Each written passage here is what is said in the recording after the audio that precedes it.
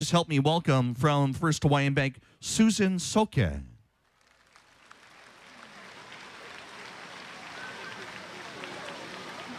So when we open the Honolulu Hale Courtyard at 6:30 p.m., you'll see what the Friends designer Owen Ho has been working on.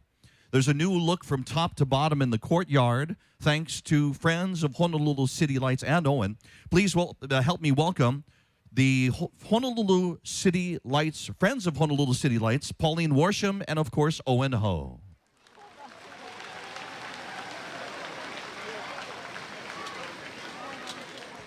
Make sure you see the new Santa display with a lighted rainbow arch made possible, and it's made possible from Olelo Community Media. We'd like to thank them. Please welcome Chris Lamb here on stage.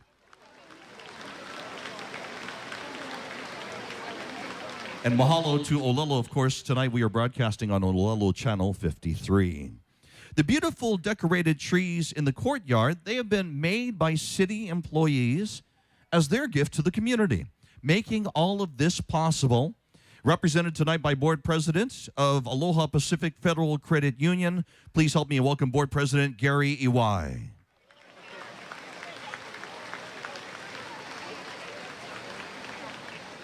When you're out and walking around the grounds tonight, or if you're watching on television in the future, look for a new display we call Joy. It's there to offer you and your family an opportunity to gather inside the O for picture taking. Please help me thank from DTL. A nice round of applause for Angela Petersons.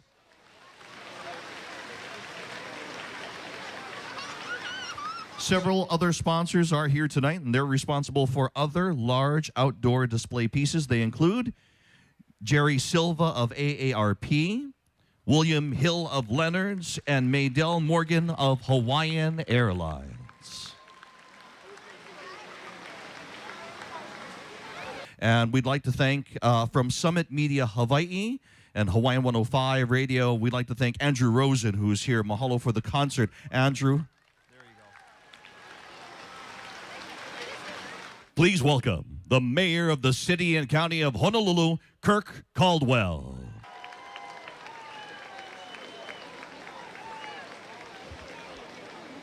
Good evening and aloha. We live in the best place in the entire world.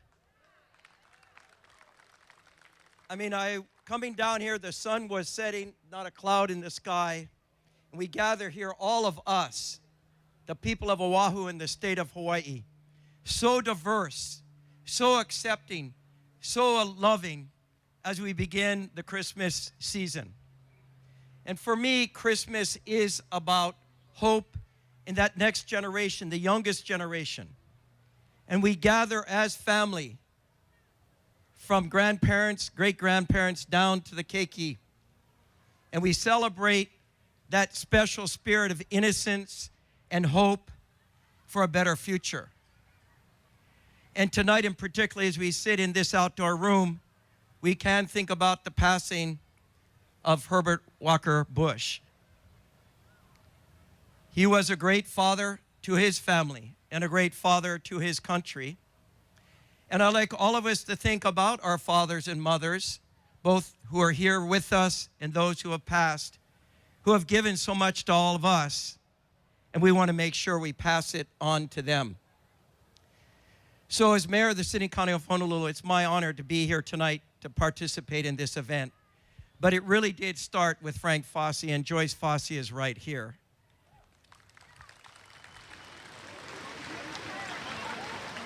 You know, they said he was the people's mayor. He really did fight for everyone. Sometimes he caused a lot of pilikia, yes, in a very good way. But one of the things he thought of is for those who may not be able to have a tree or celebrate Christmas in a big way, that he felt the people of the city and county of Honolulu, the workers and those who support this event, would provide something for everybody. And that is what we are about here in this special place. We are a place of love and acceptance and taking care of those who may not be as fortunate. So I want to thank all of you, and I want to thank Mayor Fosse through Joyce tonight. And if it's okay with all of you, I would like Governor Ige to say a few words. I didn't tell him I'm going to say this. But you know, he is a father too, and it's nice to see his 3 children back home. One just got married, and he's going to be inaugurated on Monday for a second term. And imagine how any child would feel watching their father or mother, you know, in such a great position in the greatest place in the world. And I know there's a lot of pride in his family, and I know he feels a lot of gratitude to his father and mother who struggled so hard for his family and to make this a better place. So if it's okay, Governor Ige, would you mind saying a few words? Thank you. Aloha. Thank you, Kirk, for giving me this opportunity. You know, the Christmas and holiday season really is about family. It really is about traditions and being close to those who are most important to you. It gives you an opportunity to express your love and caring for them. And I think most importantly, and why I love being governor of the state of Hawaii, it gives all of us the opportunity to express our caring for our friends and neighbors, and really reminding all of us that when we work together, we can do great things. And I'm really proud to be a part of this celebration this evening. It really is a reminder of where we came from. But I think most importantly, as the mayor had said, it's really about the next generation and working very hard so that we can leave behind the Hawaii that we want to the next generation. So thank you all for being here. I look forward to a spectacular evening and certainly a celebration of love and caring for everyone. Aloha and mahalo. Thanks. Thank you. And before I sit down, I do want to thank Billy V. You know, he is everywhere. Everywhere. I'm afraid he's going to run for something that I want to run for someday. But no, he is so loving of this community, whether it's a Wahine volleyball or all these other events. He gives of his time freely. He could be home right now, you know, watching TV, drinking a beer with his wife, and he's raising a young, incredible young man coming up. So big round of applause for Billy V for all he does for all of us all the time.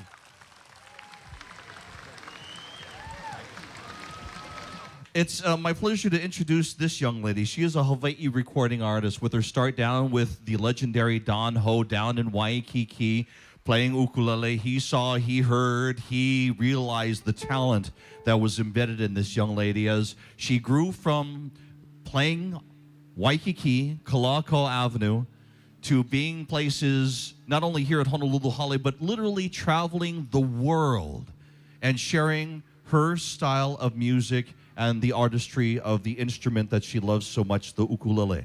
Ladies and gentlemen, Honolulu City Lights presents to you, put your hands together for Taimane.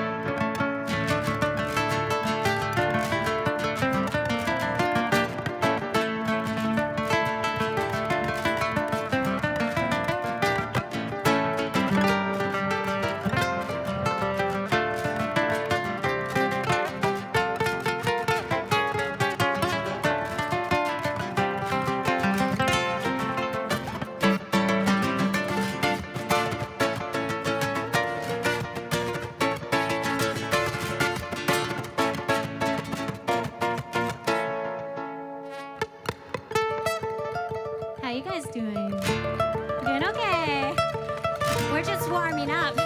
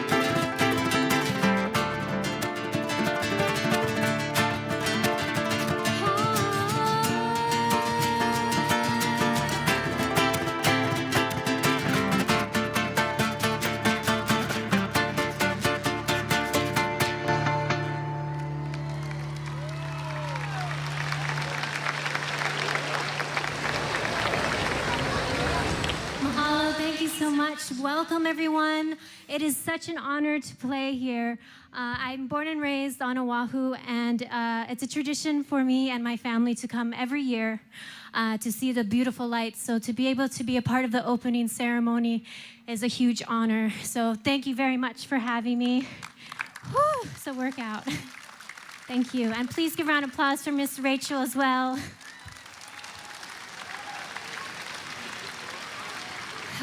And we're going to play one more song for you. It's another medley.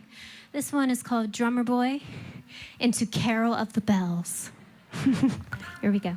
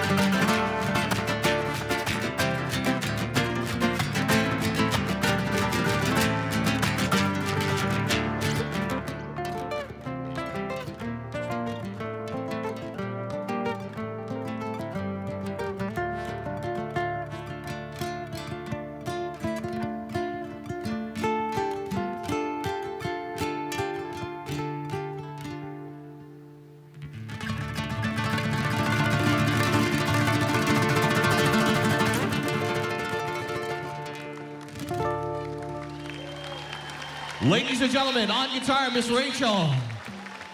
On ukulele, Tay Money. Mahalo, thank you. Merry Christmas.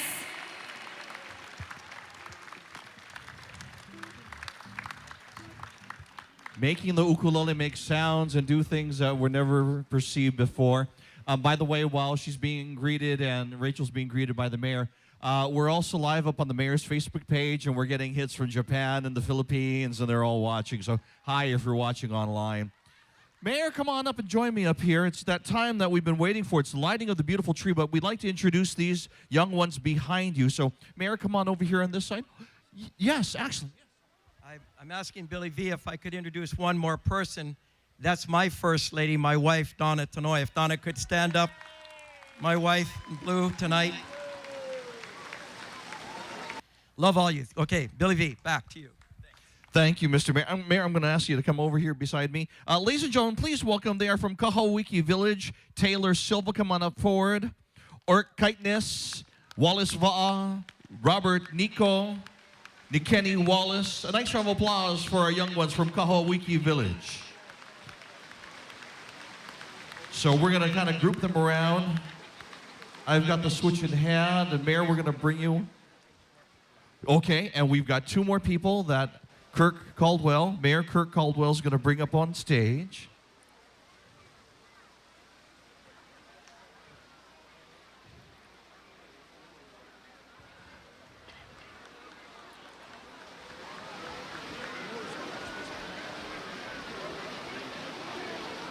Okay, so everybody's going to come slide over by me, slide over this way a little bit.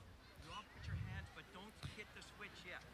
Okay, everybody put your hands on the switch. What we're all going to do is you're all going to help me. We're going to count from 5 all the way to 0, okay? Here we go. Mary, you want to put your hand in? You got your hand on the little one. Gotcha. 5, 4, 3, 2, 1, go.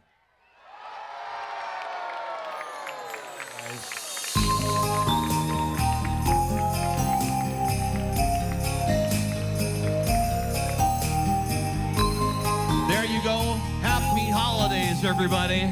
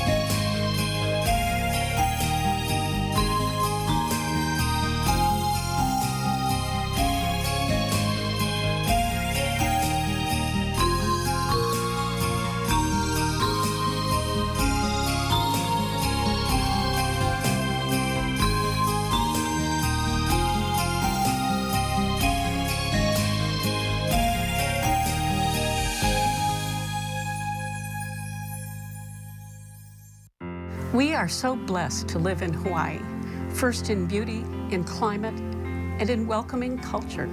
But in one respect, we are last, funding public education. 1,000 classrooms will go without a permanent teacher this year. We have the highest turnover of teachers in the nation. Native Hawaiian students are the most likely to lack a qualified teacher in their classroom. This is distressing, tragic, and ironic. Before the overthrow, Hawaii was #1 in literacy in the world. Fund Our Hawaii Schools Coalition has been founded to pass the constitutional amendment to fund schools, to ensure that revenue flows to the schools, and to see that each student has an education that is relevant to today and engaging. Please visit our website and join. Mahalo.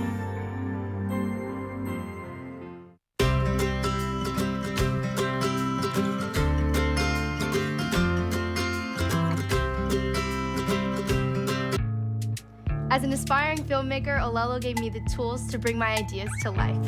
At Olelo, we empower your voice by empowering you.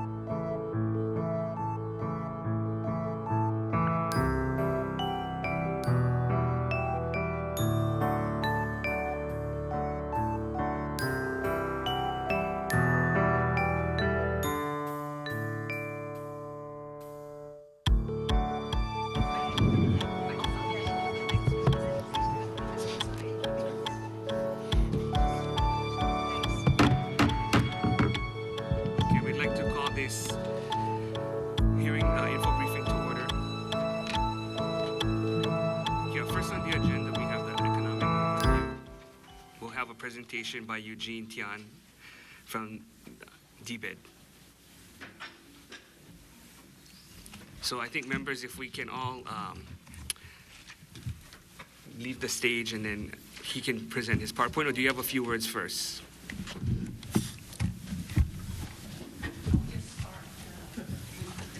Okay. Right, we're gonna go. Yeah, because you gotta do the part. Stay right. You have it on a computer. You can, but the thing is.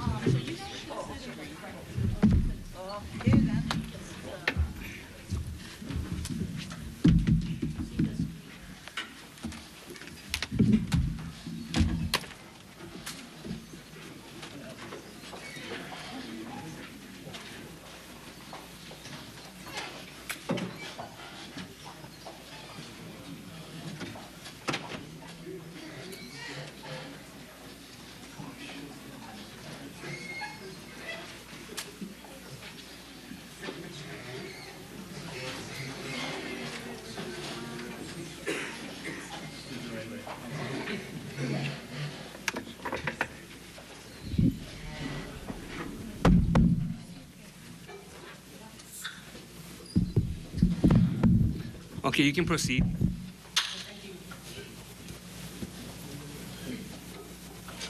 Chair Dr. Cruz, Chair and members of the important committees. Good afternoon and Happy New Year. Turn out to be an only economy. It turns out I'm the only economist will be speaking today on the economy. Is a good thing or a bad thing? Good thing is that I can speak as long as I can. The bad thing is that I may get all the questions. I think the first slide shows some facts about what's happening. This is talking about the historical, especially for the last 11 months of 2018. Hawaii had the lowest unemployment rate in the nation, which is an indication of the labor market condition. We had been the best in 2017. We were the #1 lowest unemployment rate. We were the second unemployment rate in the nation in 2016. And we have been the lowest unemployment rate in the nation every month since January 2017, and all the months in 2018. Our labor force employment had been the record level high, and also the payroll job count is the record level high. Our tourism industry was very strong in 2018. For the 11 months, we had a visitor arrivals increase 6.1%, and the visitor spending increase at 8%. Those are the good part. But there are some mixed information. As a leading indicator for the construction industry, the value of private building permit was flat for the first 11 months of 2018. That's indicating that the construction activity will be slow in 2019.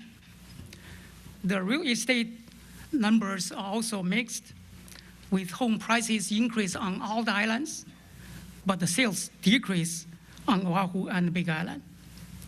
State general fund revenue increased 7.3%. I'm talking about the calendar year for the first 11 months. The 7.3% is significant because the last 30 years, the average growth was 4.5%. So I'm going to start with the US and the world economy, because at this moment, a lot of people worried about the US economy, what happened to the business cycle. I will talk about the US business cycle. As you can see that from 1945 until now, there are 11 business cycles.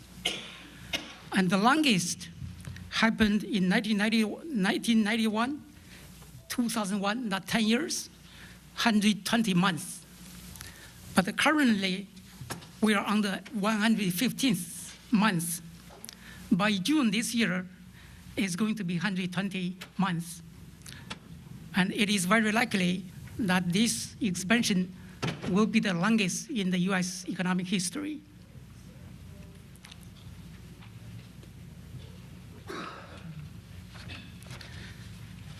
And compared with the US economic growth and Hawaii, if I divided the from 1957 to 2017 into the 60 years into two periods, the first 30 years, Hawaii's economic growth was higher than the US. And the next 30 years, 87 to 17, we were growing at about 1.8%, lower than the US. I think during these 60 years, the main reason is that Hawaii's economy has been becoming mature. The indicator for maturity is the tourism, is the visitor industry. The first 30 years, our visitor arrivals was averaged 13.1% per year. And the second 30 year, the growth for visitor arrivals is 3.4%. But most of the 3.4% were the growth in the last few years between 2012 and 2017. This chart shows the business cycle. You can see that we lost in 10 years between 1991 and 2001. We actually had a decrease in GDP by about 0.1% between those 10 years, while the US economy was booming at 3.6%. Those 10 years for the US is the growth, the booming of the IT industry. But Hawaii was a tourism-dominated industry, and during those 10 years, our tourism industry has some changes because the decrease from Japanese visitors used to be 33%, one-third of the total visitors, and it decreased to about from 2.2 million to 1.5 million. And now the Japanese visitors accounted only about 16% of the total visitors. For the last two cycles, from 2000, you can see that the Hawaii's economy has been following the US cycle. Although the most recent cycle, the 10 years I'm talking about, Hawaii's economic growth rate has been below, most of the time has been below the US. We are growing at about 1 to 1.5%, and the US was growing at about 2%. And for 2018, the projection from all the economists is about 2.9%, it's not 3%. Talk about the US economy, there are several indicators. This one is the Consumer Sentiment Index, which is the consumer confidence compiled by the University of Michigan. So you can see that the consumers are still feeling confident about the economy. And this, the latest month was November 2018. Consumers were still confident, although there are more uncertainties. So this slide shows the uncertainty, the stock market. And today alone, the stock market decreased by 660 points and has been decreased over the month of December. So this indicating that people worry about the trade war and worry about the interest rate hike and worry about the coming of the economic recession. This is a leading index for the United States, for the whole country. You can see that the index, this is the percentage increase of the index.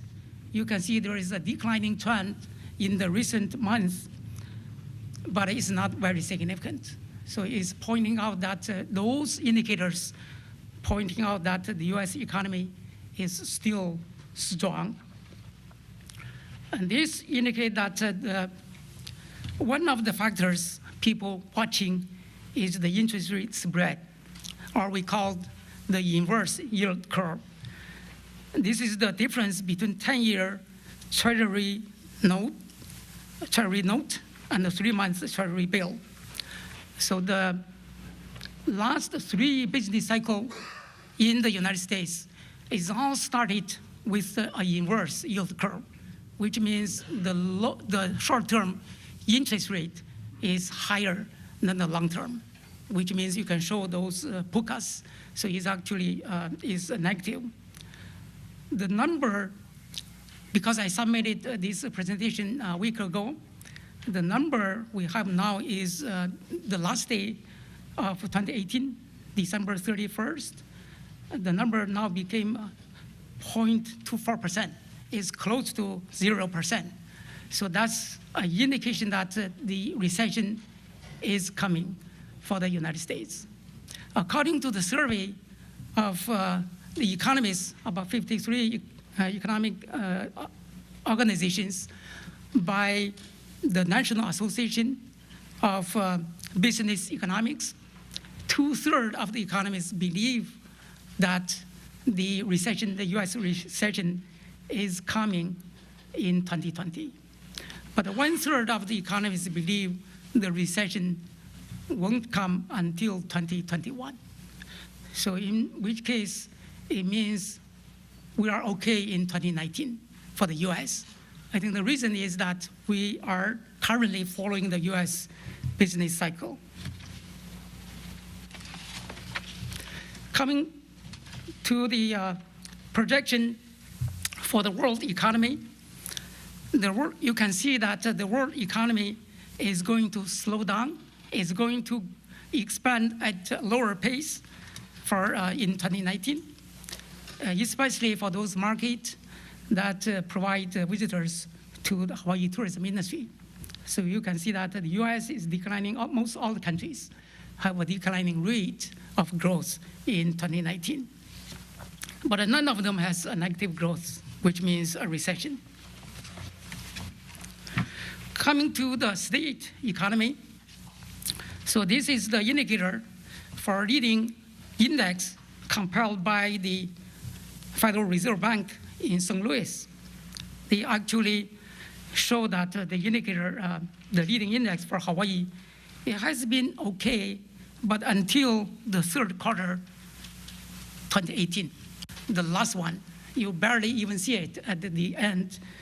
That is a sign that the leading indicator, when they compile the leading indicator, the factors, including the construction the construction started, which is a building permit, unemployment claims. They also include some national. So it's a kind of sign show that Hawaii's economy, at least it is slowing down. So actually, the number for October 2018, the index was actually negative at 1.05%. For this business cycle, actually the expansion started in July 2009. But if we look at it 2010, 2017, our economic growth, which industry contributed to the economic growth? This is in terms of GDP. So you can see the industries contributing the most are real estate, accommodation, food services, which is tourism, retail trade is tourism, healthcare, and transportation is tourism. So mainly is real estate, tourism, and the healthcare. But the real estate is the #1 industry in Hawaii, as well as in the US. The reason is that for accounting purposes, this GDP value includes the value of our homeowner-occupied homes. And those value actually doesn't generate very little employment. Because if the economists, if we don't include that value, which means the more home ownership, there will be less GDP. So that value for accounting purposes is included. But usually when we look at the economy, we try to ignore this real estate. In the state, we have been stable that 57% of our residents are homeowners, 43% are the renters in our state. Another indicator for the economic contribution is employment. So you can see the contribution to the employment. You don't see on the top is real estate anymore, but we do see tourism, which is accommodation, food services, transportation, healthcare, and construction. So to summarize, the three industries for employment contribution is tourism, healthcare, and construction. Another indicator for the income side, look at earnings. The contribution to the earnings growth is actually also tourism. The state, local government come into the picture, healthcare, and construction. So to summarize the, the previous three slides, we see that there are three industries we need to pay attention: tourism, healthcare, and construction. But the healthcare, we don't need to worry because the industry will grow anyway, even during the recession, even during the Great Recession in 2008, 2009. That industry is the only industry grow while the others decline. So then from the three industries, we left only two, which is tourism and construction. So in my following slides, I'm going to talk about tourism and construction. So those two industries has signs to show that it's going to be slowing down in this year and a few years from now. So this shows that the correlation between general excise tax and the GDP growth, which is economic growth. So you can see that the GET collection is pretty much follow the same trend or cycles as the economic growth. And this chart shows the payroll jobs, non-agricultural payroll jobs, is also following the same trend as the GDP, as the economic growth. This table shows that the federal fund information for states is the organization monitor all the federal funds. They produce a ranking for the state level economic momentum. They actually use only three indicators: the personal income growth, the population growth, and the employment growth. So you can see that Hawaii's ranking has been declining from 13th place in the nation to the 46th in the nation among all the states plus Washington, D.C. The decrease actually you can see is actually from personal income. We have been growing the last few years the lowest in the nation at the 51st place. Population growth, we were also low. We were the bottom 5, and we had the 48. And employment growth, we are fine, as I indicated in the labor market condition for Hawaii. We know that we lost population 2 years in a row in 2017 and 2018. So next slide shows, you can see the last 20 years, between 1998 and 2008, that's before the recession, you can see the personal income growth is 5.6% a year. But in the most recent 10 years, 2008, 2018, the growth is 3.2%, is slowing down. 3.2% personal income growth, given that we have about 2.5% of inflation. So the growth of real income is only about 0.5%.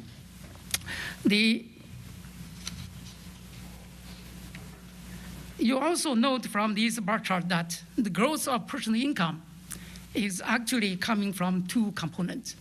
The blue is the wage and salary contribution is declining from 49.3% to 41.4%, but the increase is actually the top, is the green, is self-employed, proprietor's income. Is the contribution 6.2%, now it's 10%. And also the purple, that is the transfer payment, it's government transfer. That increased from about 17% to about 27%. So I will talk about a little bit in detail about labor condition, but it will be briefly. We do see that our labor force and employment is a record level for the first 11 months. But between the first 11 months, 2017, and the first 11 months of 2018, there is no growth. It's pretty much flat for both labor force and also the employment.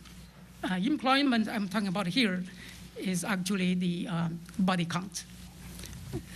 That means everybody, no matter how many jobs you have, you count only once. But when we talk about the job count, one person may count multiple times if you have multiple jobs. So the increase, I was talking about, we have experienced a population decrease, and we also have the labor force record level. It seems a little conflict. Why is that? Is because you can see since 2012, our labor force participation rate has been increasing from about 61% to about 63%. So the increase is mainly coming from the people, including myself, 55 years and above.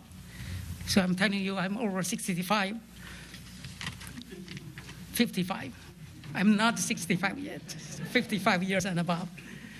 The decrease from 1997 to 2012 in the labor force participation is happening the same trend for the nation as well. Is because after the recession, a lot of people, especially the young people, for the group 16 to 24, their labor force participation decreased significantly because they choose to remain in school. So they will be, in the future, there will be more skilled people in the labor force. So this is unemployment rate. Hawaii's unemployment rate has been consistently below the US since 2000. I think currently we are at about 2.6% statewide. For Honolulu, it's about 2.5%. So this chart tells you about two important facts. One is that you can see the far right.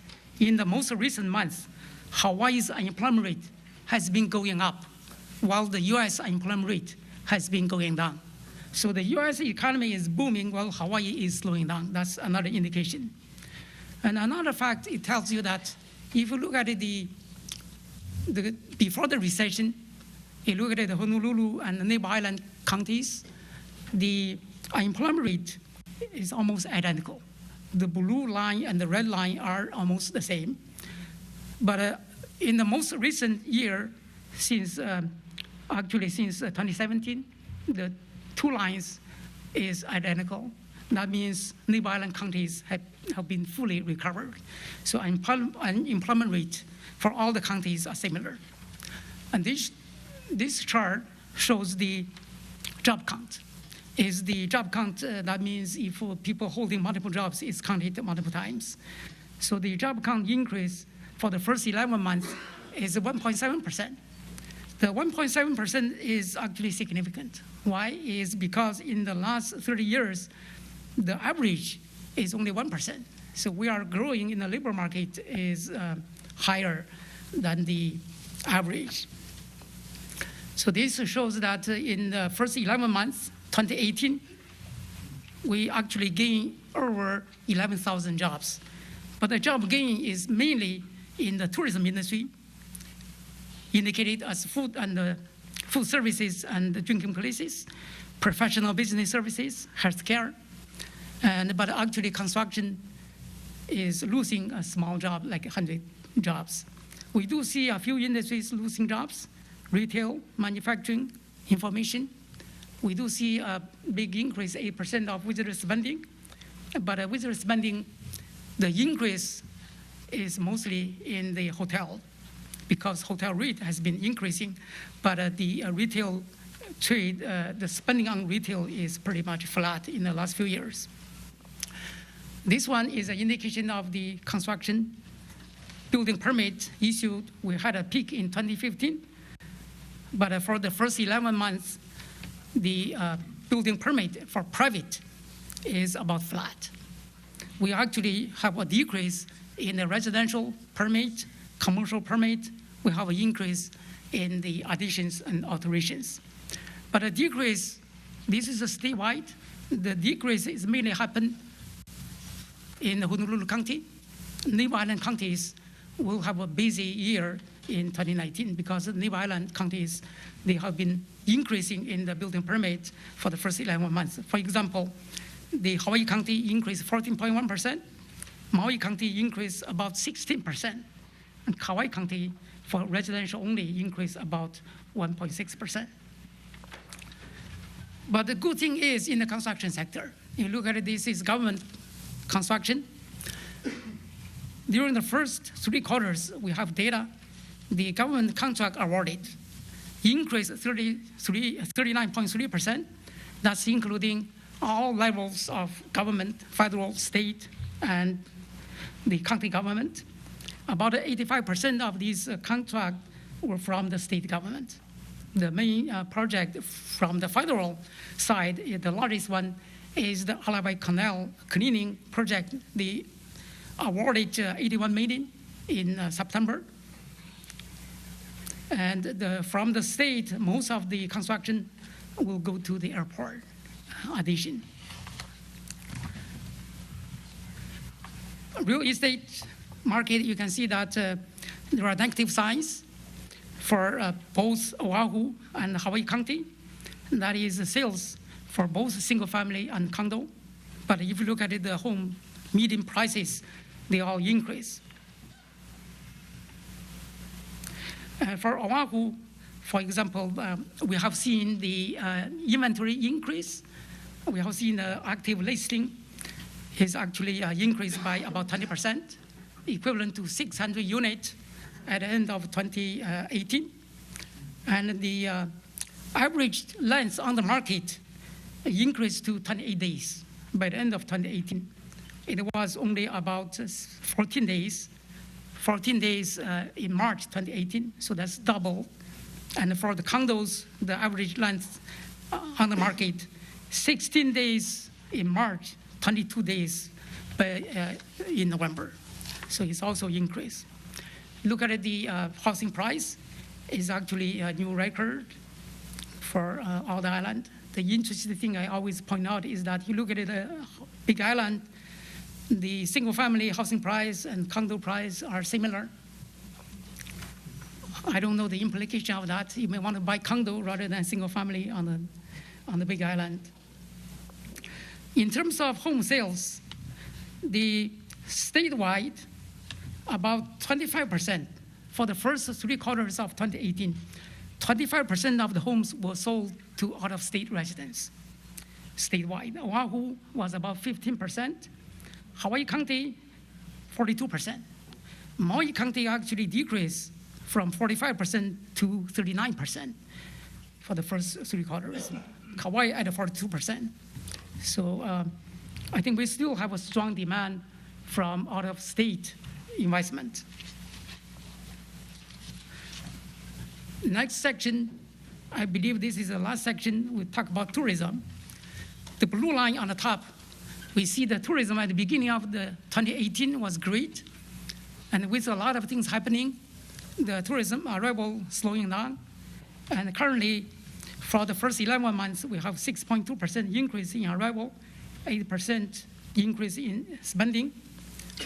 For the December, our department compelled the daily passenger count increase by 0.7%, which is the lowest among all the months in 2018. But that indicates the visitor arrivals for December will be a small increase. So our projection for 2018 would be 9.9 million visitors. It's also a record level in terms of arrivals. And the spending is the same pattern. The beginning of the year was great and decline the growth in the later years. So we have 8% increase during the first 11 months. And this actually chart shows the composition of visitors.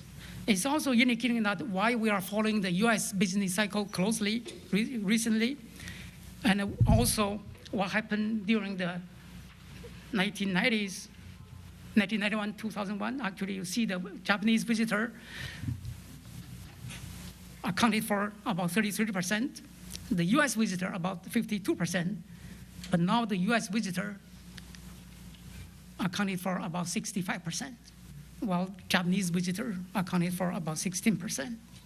So that is a change in the market. This is our projection with visitor arrivals and expenditures. Look at the top. We have 2018 about 9.9 million, and 2019 will be 10.1 million. That's over 10 million. But the growth rate is going to be only 1.8% for 2019. It will be 1.5% for the next few years. The base for this projection is that if you look at the air seat from the supply side of the tourism, the air seat to Hawaii for the next 9 months, the increase will be only 0.5%. For the same period last year, the growth of air seat was 9%. So it's greatly decreased. It is not negative, but overall it's still an increase. So the increase is mainly from the US market, will be a decrease from Japan and other Asia. So this is due to the cease of operation of Hawaiian Airlines between Honolulu and Beijing. And also there will be an airline called Scoot is going to stop operation in June this year. That's between Singapore and Honolulu. Most of the visitors, passengers, are actually coming from Japan, Osaka. So by island, actually you see the visitors will be decreased, the air seat will decrease on Oahu. We'll have some small increase for the neighbor island. Hilo is a big decrease, but Hilo has only one flight a day. Coming to the conclusion, our forecast, you can see that 30-year average, 20-year average. In 2018, we already slowed down the real GDP 1%. Actually, from the data from Bureau of Economic Analysis, show that our first quarter 2018 was 0%. Our second quarter was 1%. For the first half year, the GDP growth was 0.5%. And why do we have 1%? Because BEA always revises their number every quarter. So I expect that they will revise our GDP growth, our economic growth upward. So we project 1%, but going into the 2019, 1.2%, 2020, 1.4%, both will be lower than the average of 30-year or 20-year average.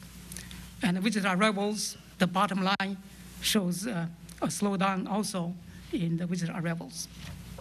That concludes my presentation.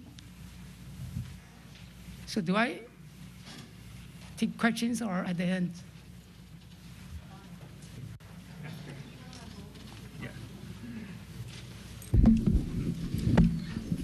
So I think what we're going to do is have Council of Revenues next. Okay. Then we'll have Budget and Finance. And then we'll all come back and have questions. So why don't we just take a 2-minute recess so that we can have Corp make sure that their PowerPoint is in there. Okay, short recess.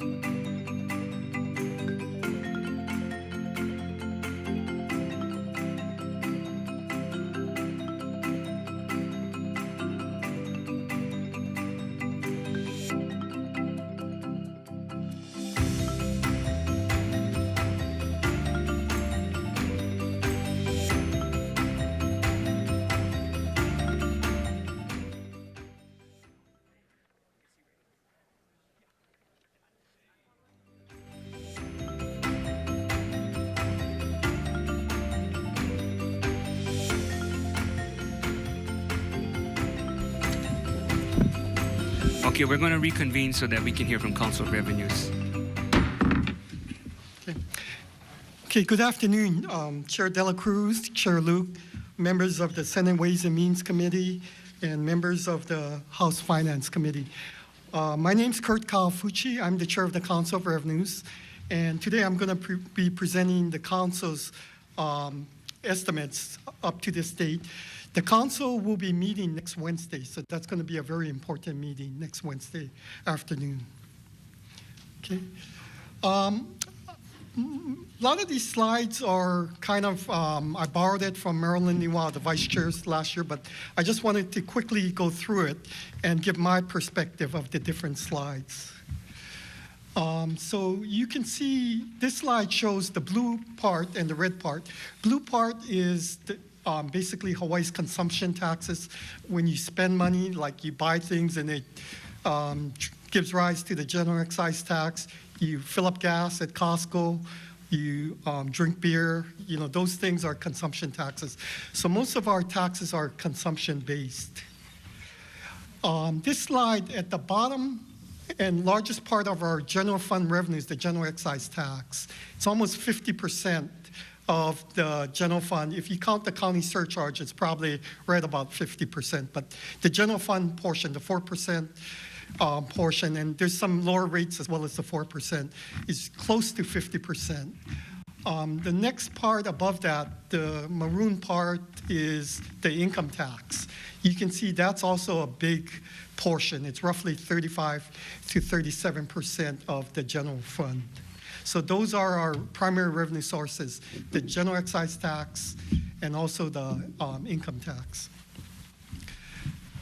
So, you know, we have a very broad-based general excise tax. Unlike many states with a sales tax, the general excise tax applies to things like services, even things like rents and royalties.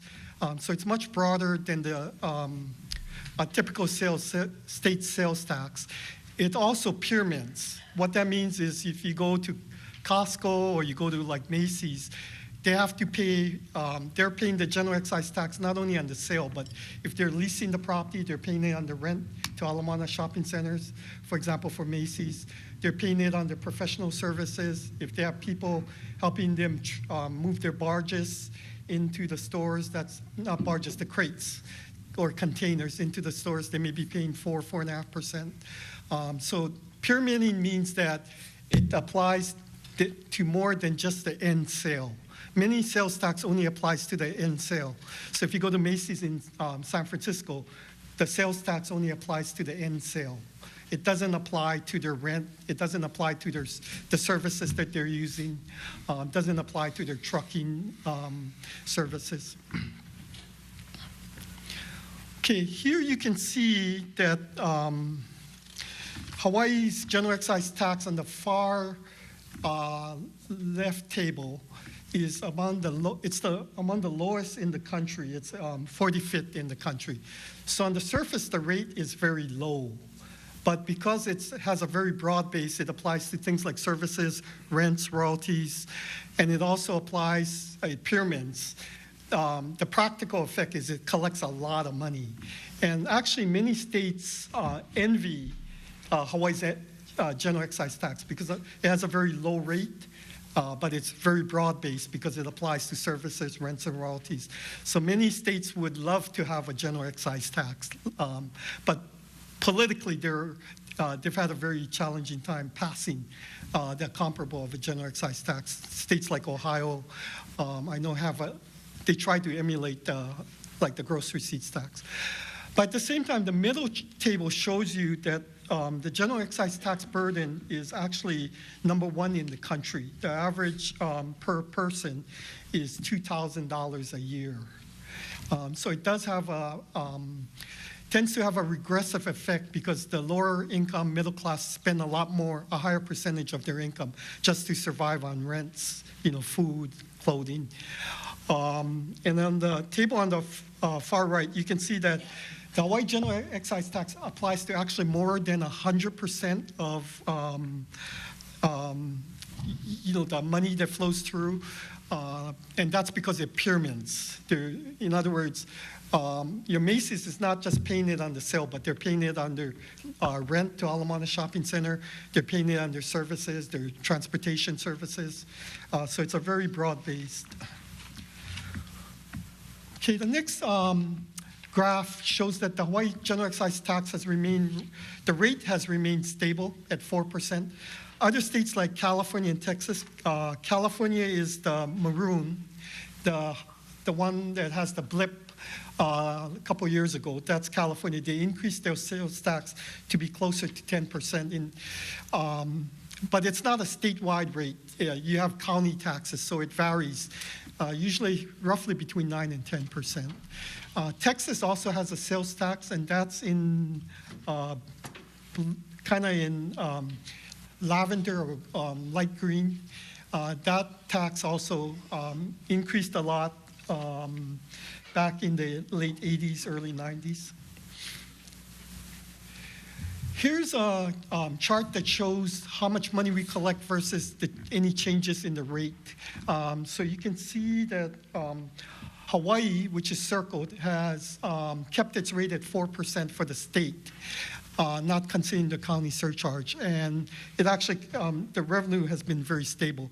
But to the second from the left, you can see a state like Nevada increased the rate, but the revenue did not pick up all of the rate change did not pick up all of the revenue. So there's more leakage in its revenue. So turning now to individual income taxes, you can see that I tend to think of Hawaii credits as either socially based or some kind of incentive or economically based. Social credits that we have are like the low income credit, the renter's credits. Both are refundable credits that help the lower income people. Economic or incentive-based credits are things like the energy, the PV, solar credits. So the social credits are very progressive. In other words, they help the lower income and the lower middle class a lot more. We also, I wanted to point out, we also exported a lot of the income taxes because the federal government was subsidizing through a deduction the income tax and real property taxes. So prior to 2018, Hawaii residents were able to deduct their income taxes and their property taxes without any kind of cap. Starting in 2000, it's been capped at $10,000 per taxpayer per married couple or single taxpayer. Okay. This shows an exemption for pension income that is provided by employers. You can see that the composition of income is in the taxable income is in the blue, and so this is what's taxable in blue. This is the exempt part. This is pension income, and this is Social Security income that also might be exempt. Oh, that's exempt. I'm sorry, for Hawaii taxes. Okay, this chart shows where Hawaii's income tax rate stands for non-corporations like individuals. So we have the second highest rate currently at 11%, to California's 13.3% at the very top. Hawaii used to be 8.25% through the end of 2017, but starting in 2018, they went up to 11%, which it was historically before Governor Cayetano's administration. Okay, this shows the median income on the left side for Hawaii residents. So we have in Hawaii the second highest median income for a couple, a family. It's almost 65,000. So the middle, if you look at all of Hawaii's resident taxpayers, the middle income is the sixth highest in the country at almost 65,000. Yet at the same time, our 1%, our top earners in the state of Hawaii, the top 1%, is 45th in the country. What that means is the people that make a lot of income in Hawaii, the top 1%, it starts at $281,000 versus a place like Connecticut, which has a lot of people working, for example, in New York, starts at $659,000. And California is 453,000, right?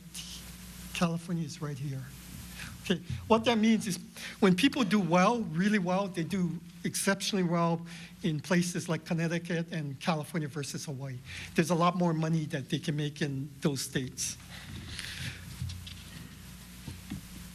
Okay, here you see where most residents of Hawaii fall in terms of their taxable income.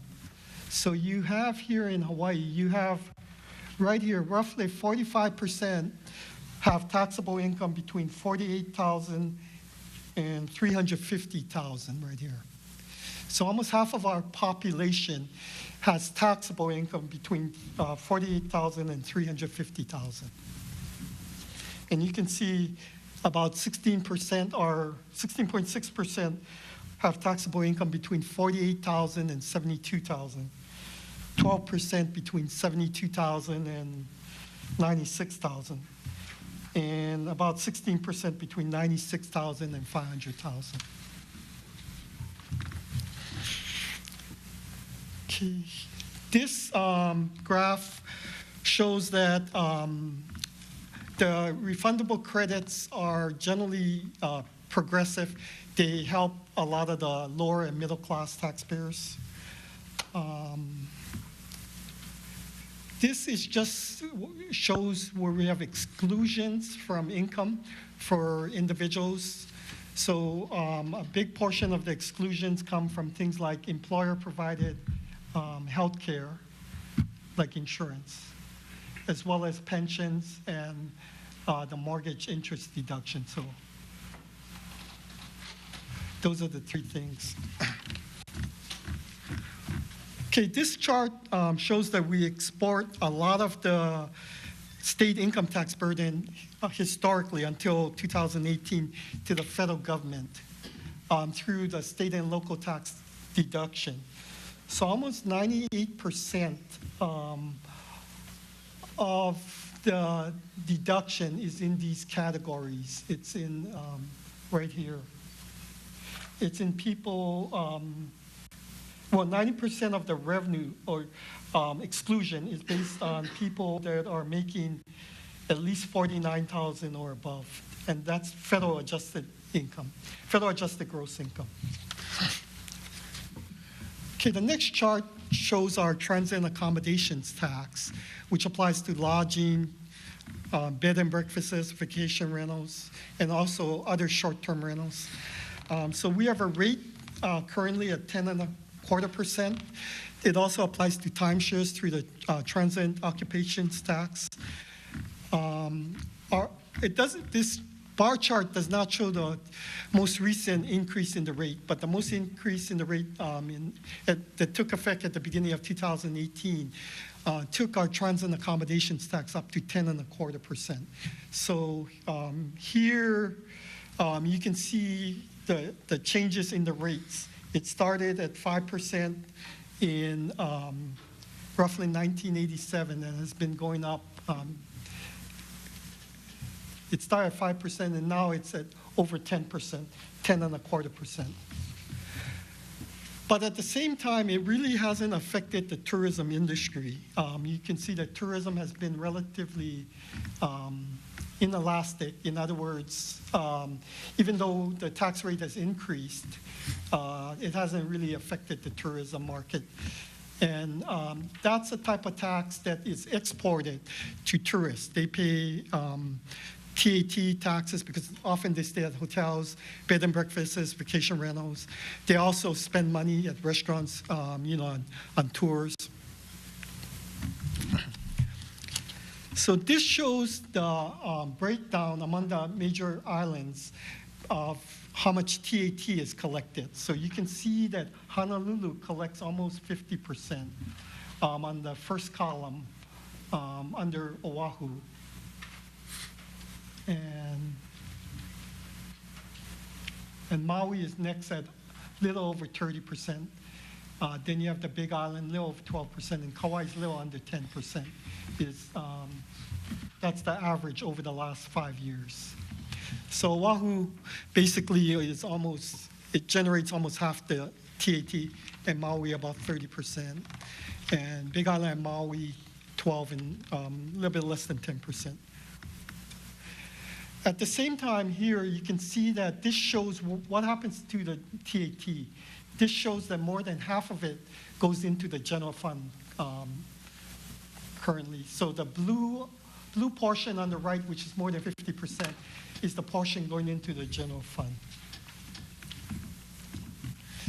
Okay, this is the actual revenue for the first 5 months of the current fiscal year. So it started out in July at 2.6 for the first month, and for the first 5 months through November, tentative number released by the tax department is 4.8%. Okay, so right now for the first 5 months, we're at 4.8. Generally speaking, the first 5 months is a pretty good indicator of how we're going to end up for the year, but it also, obviously, if we're hitting the slow period, it may not fully be as accurate as it is, if we're more stable. So here is the November statement released by the tax department. And you can see that at the far right column, you have general fund at 4.8%. So on the far right, far right at the bottom, you can see general fund is 4.8%. 4.8. So here is another, when I look at this, I look for some of the key indicators. So you can see that withholding of income taxes, individual income taxes, which is right here, is very strong. It's continued to increase. So for the first 5 months of this year versus last year, it went up from almost 800,000, 798,000 to 855,000. So it went from 798 to 855. I'm sorry, 798 to 855. So that's consistent with very strong employment. Is the amount of Hawaii income taxes being withheld is going up. A couple other key numbers I look for are how is general excise tax doing? So general excise tax for the first 5 months is only increased by 2.2%. So it's not currently growing as fast as the general fund. The general excise tax, in my experience, is a pretty good indicator of the economy. And when if I had hindsight, one of the good indicators of the last recession in 2008 and 9 was people started pulling back on their purchases of big durable, big ticket items, things like cars, appliances. So if those things the purchases start declining, that is somewhat of an indicator of how people feel about the economy. They're going to postpone buying a new car, buying appliances. So that was a very good lead indicator of the last recession. The other thing I look at is the declaration of estimated taxes and for individuals. So you can see that has decreased from 189,000. So it's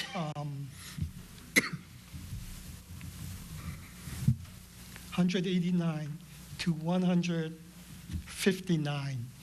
And what makes that up to a large extent is the profits on many businesses, as well as to a certain extent, things like capital gains, if you have like stock sales, real estate sales. Although many taxpayers tend to rely when they have a big sale on last year's tax liability, so they don't actually pay it into the following year. You do have some taxpayers that do pay it in the current year.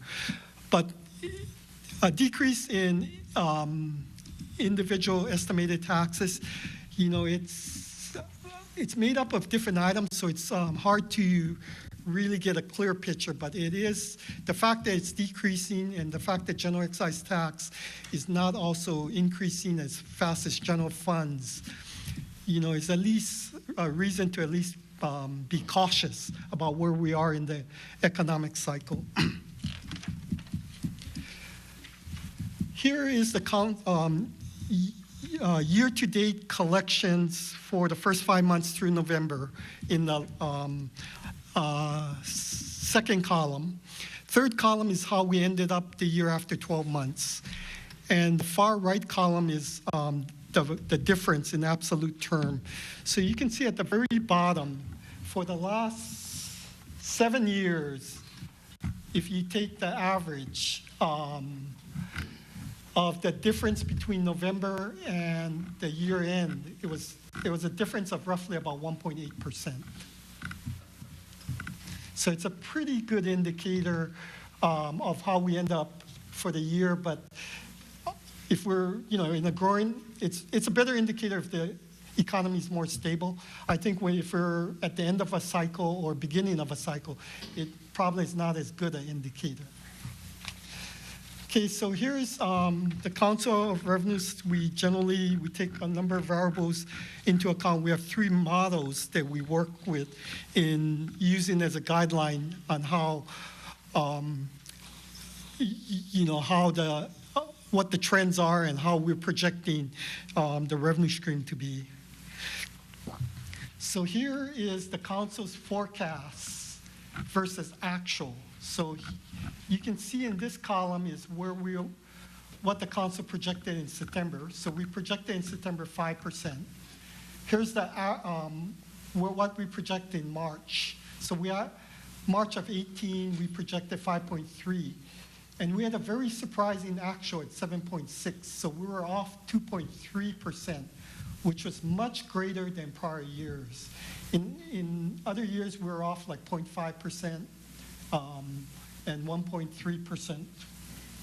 So over the last 5 years, including fiscal 18, the Council has, over the last 7 years, the Council has been under 2 points when you compare our projection from March to the year end. But if you look at the last 5 years, our March projection is less than 1.5% versus the actual. So the Council has been definitely trying to be more accurate in terms of its projection. But the more months we have, the better idea we have, you know, how we're going to end up. So in March, we already usually have at least 7 or 8 months of actual data. Okay. This chart just shows how, from our forecast of the general fund, the tax department helps us by putting it into an economic model that implies the various types of taxes. In other words, estimates how much we're going to collect for general excise tax at the top and other types of taxes like individual income taxes. And this is just more data that we work with as the Council. So some of the things you see that we plug into the economic models are things like visitor arrivals on the bottom. Here, visitor arrivals is kind of in the middle on the bottom part. And visitor spending and construction. And we also look at and consider the construction revenue base. And this is more data of the averages of the different Council members. Right now, we have 6 Council members where we lost Congressman Case, who was the 7th member when he resigned to run for Congress. Okay, and the last part of this is just a quick summary of how the Hawaii tax law stands up to what happened at the federal level with the Internal Revenue Code. So you can see at the federal level, one of the things they did was really increase the standard deduction, which helps a lot of people in the lower and middle class. So for a married couple, they increased the standard deduction to $24,000. So if someone has taxable income of, roughly $24,000, and they have a standard deduction of $24,000, generally they'll pay no federal income tax. So our standard deductions are much lower. Hawaii did keep the personal exemptions, but the federal government suspended personal exemptions starting 2018. The federal government did cap the state and local income tax deduction at $10,000, as I mentioned. They also reduced the limits on mortgage interest deduction. They provided expanded and accelerated write-offs, bonus depreciation, 179 expensing for business equipment and business property, certain business property.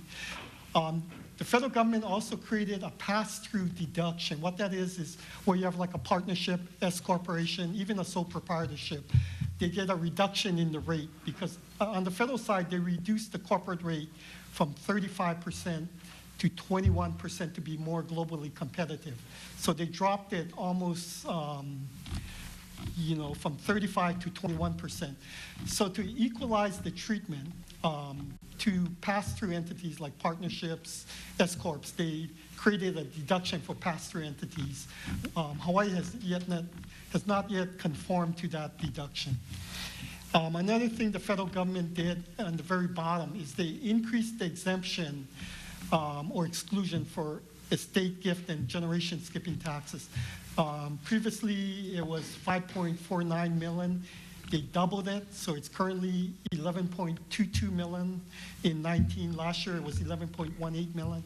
Hawaii keeps it at 5 million, and Hawaii does not have a gift tax. So Hawaii only has a estate tax when someone passes.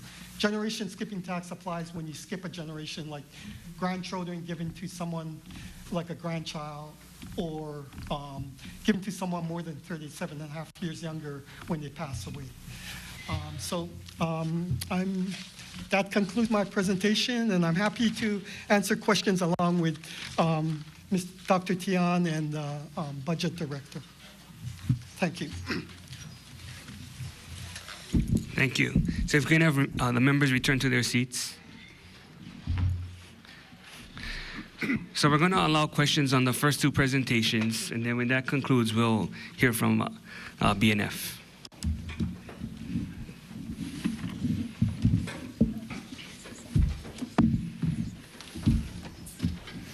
Okay, members, any questions?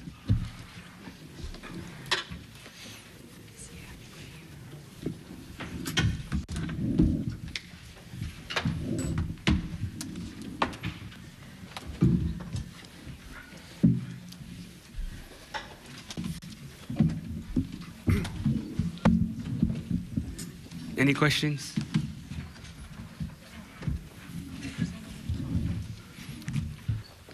Representative Todd.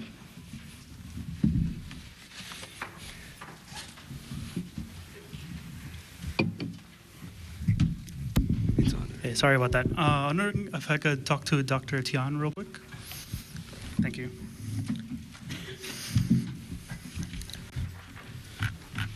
Hi, good to see you again. So based on your presentation, we continue to have record low unemployment, but very slow wage growth. Is that just lagging behind market forces, or is that a systemic problem more tied to the real GDP growth or lack thereof? Yeah, the statistics is a little conflict, because we do see a low unemployment rate is the lowest in the nation in 2017, 2018. But we also, at the same time, we see the wage increase is very slow as well. And we do see the contribution to the earnings from wage and salary is a decrease. So I think the low unemployment rate has a good thing and a bad thing. I think is a limiting factor to our economic growth or business development, because it would be difficult for them to find workers they needed.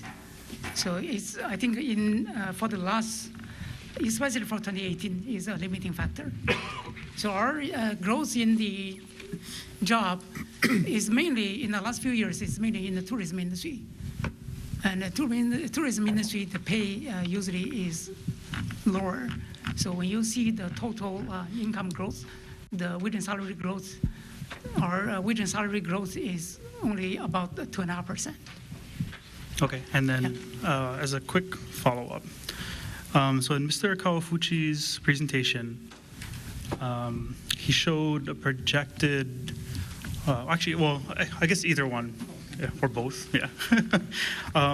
So right now it looks like the corporate profits are up about 57.1%, give or take.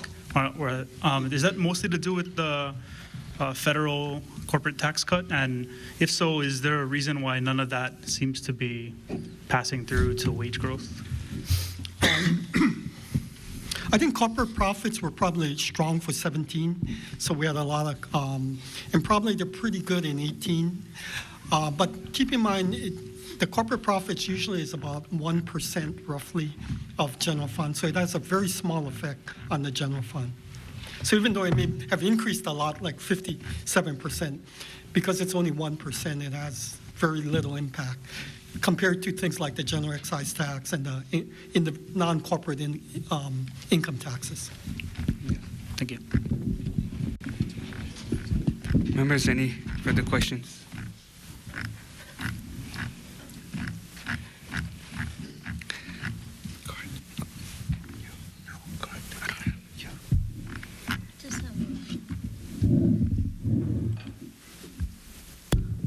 Mr. Kawafuchi, I think you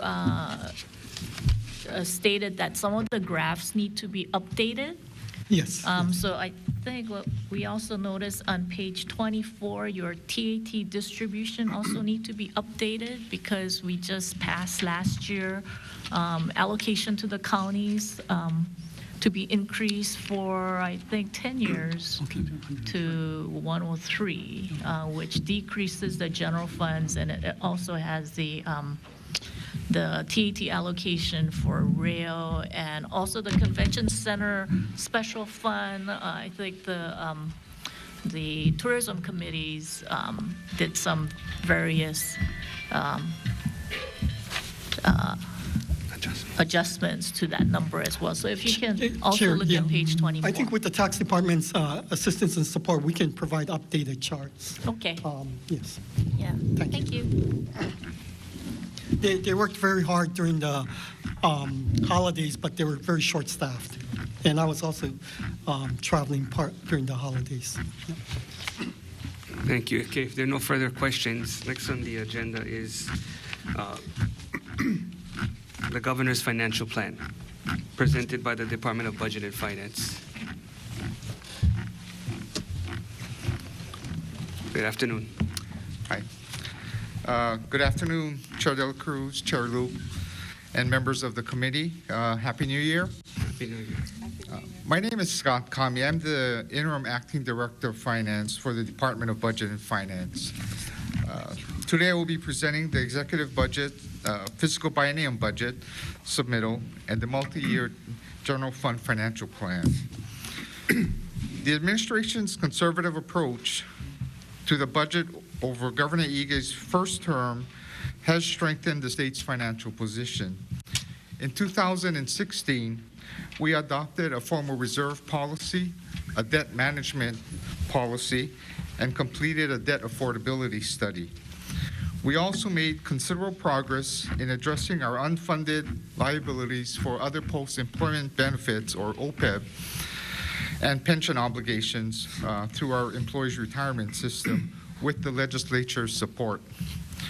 Together, we have built up the emergency budget and reserve fund balance to $375.7 million, and that's as of June 30, 2018.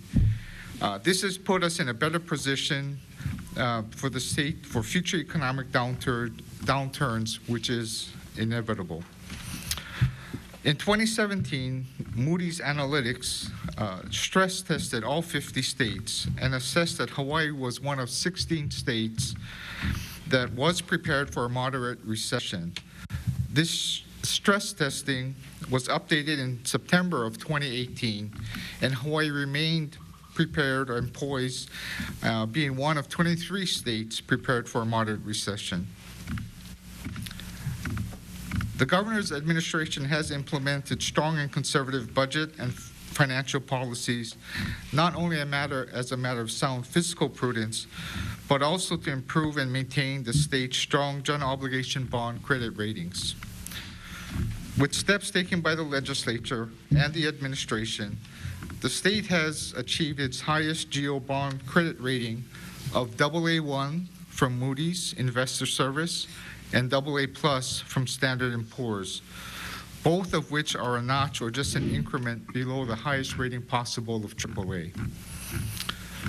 The higher bond rating allows the state to borrow at lower interest rates, freeing up general funds that would have been used for debt service, and also to address the state's, to allow general funds to be used to address the other states' critical needs such as education, housing, homelessness, while providing GO bond proceeds for much-needed capital improvement projects.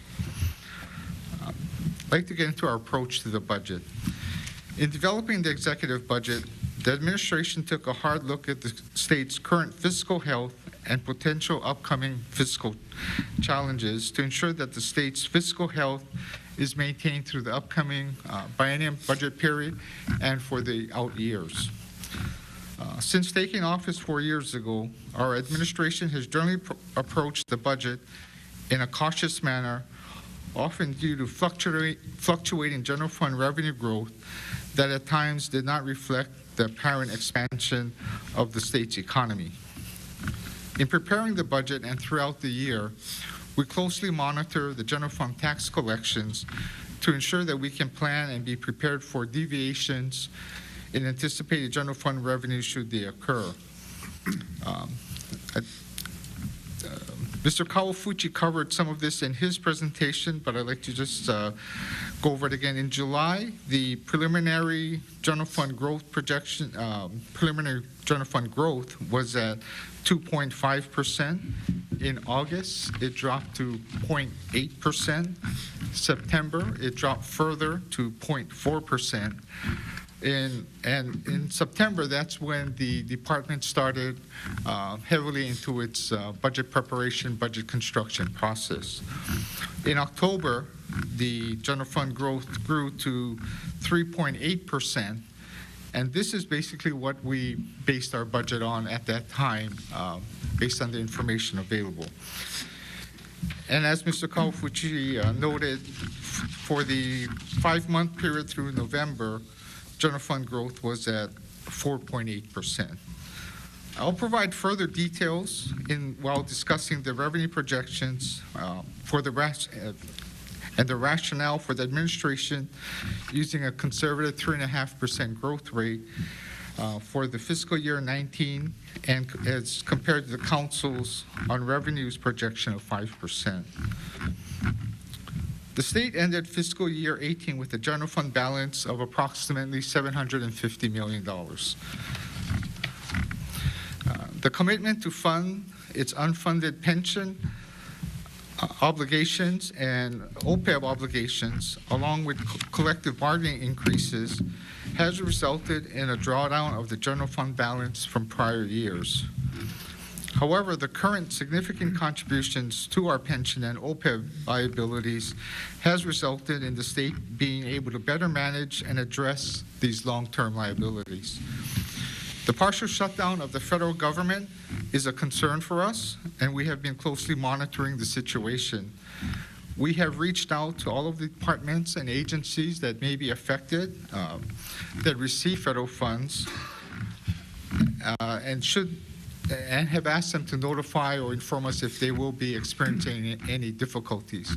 To date, we have not heard from any of the departments or agencies that they anticipate any problems or issues with the partial federal government shutdown.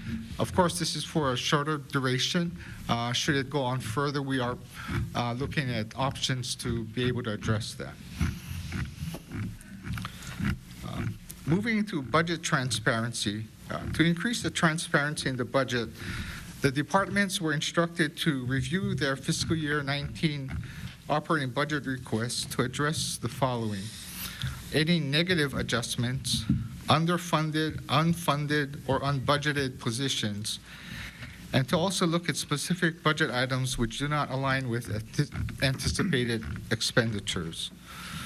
The departments were instructed to specifically review their unbudgeted positions to determine which, if any, positions were critical and should continue as budgeted positions. I'll move into our revenue projection and revenue collection section. At its September 6, 2018 meeting, the Council on Revenues maintained its general fund tax revenue forecast for fiscal year 19 at 5%. For fiscal years 20 through 25, the Council on Revenues projected a 4% annual growth rate. While the Council on Revenues believes that Hawaii's economy continues to be strong, they did raise concerns about the economy reaching the end of its expansion cycle during the 7-year budget period, and this would be through 2018 through 2025. There were concerns related to state, national, and international events affecting Hawaii's economy. However, it was also noted that visitor arrivals and expenditures, job counts, and construction activity remain strong. Preliminary actual general fund tax revenue growth for fiscal year 19 is approaching the 5% growth rate based upon the November numbers. However, our major concern is that the general excise tax revenue growth still lags at about 2.2% for November, while growth for September to October were negative. Given the inconsistent revenue collections and lagging general excise tax collections, the administration, with an abundance of caution, has based the executive budget for the upcoming biennium period and the program financial plan for the period 2019 through 25 on a 3.5% growth rate for fiscal year 19. This growth rate is in line with the revenue collections through October 2018, when the budget was pretty much finalized. We have also worked with Dr. Eugene Tian, the state's economist, for the past few months, and have also incorporated some of his comments and analysis as we have been working on planning for a general obligation bond issue in the first quarter of 2019. And we are working with him. He is part of our finance team to make a presentation to the rating agencies later this month. For the out years or years past 2019, fiscal year 2019, we have tracked our budget with the Council's 4% annual growth rate. The development of the executive budget for the fiscal biennium began with an operating base budget amount for each department equivalent to the fiscal year 19 appropriation, less recurring expenses, plus collective bargaining increases, except for federal and other federally funded positions, and other adjustments as applicable. The base budget amounts were adjusted by requests that included the governor's initiative, trade-offs or transfers, select fixed costs and entitlements, federal funds based on anticipated grant awards, health and safety or immediate requirements of court orders or federal mandates, full-year funding for new positions, restoration of budget items which had been identified as non-recurring by the legislature, and other sustainable and reasonable requests was necessary for program implementation. For the fiscal biennium budget, the fiscal biennium budget includes $15.475 billion in fiscal year 20 and $15.699 billion in fiscal year 21 from all means of financing. This represents about $1 billion and $1.2 billion, respectively, over the current levels appropriated for fiscal year 19. Of these amounts, the request for general funds is $8 billion in fiscal year 20 and $8.25 billion in fiscal year 21, resulting in an increase of $534.1 million and $780 million, respectively, over the biennium period. A department-by-department summary is contained in the executive operating budget, which can be found in the budget in brief, which was provided and is available through our website. This is the document here, and it is again available on our website. For the CIP budget, a total of $2 billion in fiscal year 20 and $1.48 billion in fiscal year 21 has been recommended. Of these amounts, the request for GO bonds totals $978 million in fiscal year 20 and $731 million in fiscal year 21. The executive budget for fiscal biennium CIP requests reflects the administration's core values.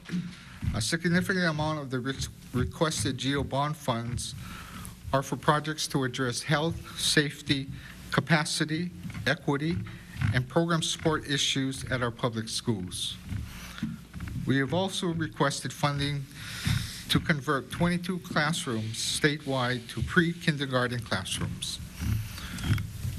There are many UH system projects that will provide needed improvements for health and safety and program needs. Other requests support our administration's priorities of providing affordable housing and our Sustainable Hawaii initiative. To continue our efforts to relocate the Oahu Community Correctional Center, funds have been requested to pursue potential alternative financing for that project. We are also requesting $125 million for a state match of a $345 million federal project for flood mitigation along the Alawai Canal. We are in negotiations with the City and County of Honolulu and the U.S. Army Corps of Engineers regarding project implementation and funding. Ultimately, all of the requested projects are necessary to maintain and improve our state facilities and resources to allow our programs to better serve Hawaii's people. We believe it makes good financial sense to address the priority needs while our bond rating is at its highest, which will help reduce our debt service costs. A department-by-department breakdown of the CIP request is also included in the budget in brief.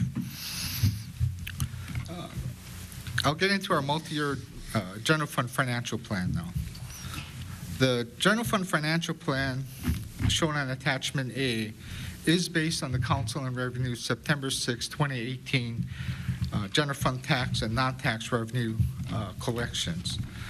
Also included in the revenue section are other non-tax revenues not reflected in the Council's non-tax revenue projection and estimated revenue impacts from various administration proposals that we will be submitting. In the expenditure section, the financial plan reflects anticipated expenditures based on the fiscal biennium 2020 to 21 executive biennium budget, the judiciary's biennium budget, the Office of Hawaiian Affairs biennium budget, and continuation of fiscal year 18 funding levels for the legislature. Additionally, the expenditure section reflects various specific appropriation measures that the administration will also be submitting. It should be noted that there are no set-asides included in the financial plan for future collective bargaining contracts. As can be seen from the ending fund balances based on the Council's growth projection rate of 5% for fiscal year 19, which is just above the dotted line, the balance declines from $750 million in fiscal year 19 to $582 million in fiscal year 20, then rises steadily after that. If you look up 2 lines under the revenue over expenditure line, you can see that the cause of the initial decline is the ending fund balance is the annual expenditures exceeding the annual revenues for fiscal years 19 and fiscal years 20. The adjustments below the dotted line reflect the estimates at a 3.5% growth rate for fiscal year 19 as opposed to the council's 5%. And we do provide a lot of deference to the council in this. We had some additional information that, again, trying to be very conservative in our budget construction process, that we felt that we could work with the legislature should the council revise its projections at their January meeting. At the 3.5% growth level, the projected fund balance declines from $750 million in fiscal year 18,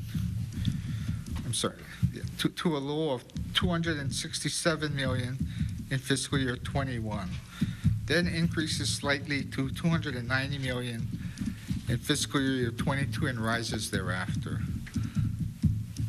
Based on the council's January projections, the administration may be submitting budget message adjustments to reduce the amount requested if the January projections for the fiscal year 19 are substantially below 3.5%, or to provide for selected additional requests if projections come in at about the 5% level or higher, whatever higher than 3.5%. The council will be meeting on January 9th to review its revenue projections, and the administration is committed to working with the legislature and collaborating with the legislature to identify potential budgetary amendments reflecting the council's projections.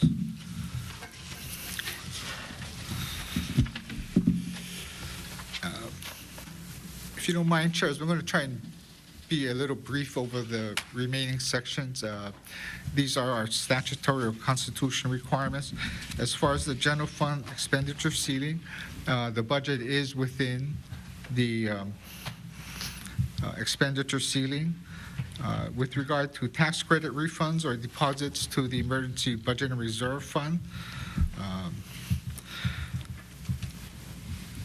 the state constitution provides that if the general fund balance at the close of each successive fiscal year exceeds 5% of general fund revenues for 2 successive fiscal years, the legislature must provide for a tax refund or tax credit to the taxpayers or appropriate general funds for the prepayment of either general obligation bond debt service or advance payments on pension or OPEB liabilities. Statutes further provide that when general fund revenues for each of, let me just clarify that. What I just talked about was the general fund balances. We're going to move into revenues now. So the statutes provide that whenever general fund revenues for each of 2 successive fiscal years exceeds revenues for each of the preceding year by 5%, 5% of the general fund balance shall be deposited into the Emergency Budget and Reserve Fund. For fiscal years 17 and 18, the general fund balances were greater than the 5% of general fund revenues.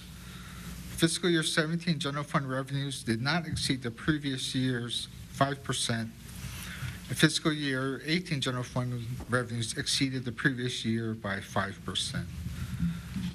So therefore, we met the test or the requirement on the balances, and what that then requires is that the legislature provide a tax refund or tax credit or appropriate general funds for the prepayment of either or both debt service or pension or OPEB liabilities, but need not make a deposit to the Emergency Budget and Reserve Fund. The debt limit, we are well within the state's debt limit, which requires that our annual general obligation bond debt service not exceed 18.5% of the prior 3 years' general fund revenues. The declaration of findings with respect to the GO bond debt limit is included in Appendix 2. In summary, the fiscal biennium 2021 Executive Biennial Budget and Multi-Year General Financial Plan reflects the administration's continued commitment to manage the state's near and long-term obligations, meet federal and state mandates, and improve operations to deliver needed public services. The EGA administration will collaborate with the legislature on a continual basis during the 2019 session to help shape the state's future. Thank you for the opportunity to testify. Thank you. Members, any questions?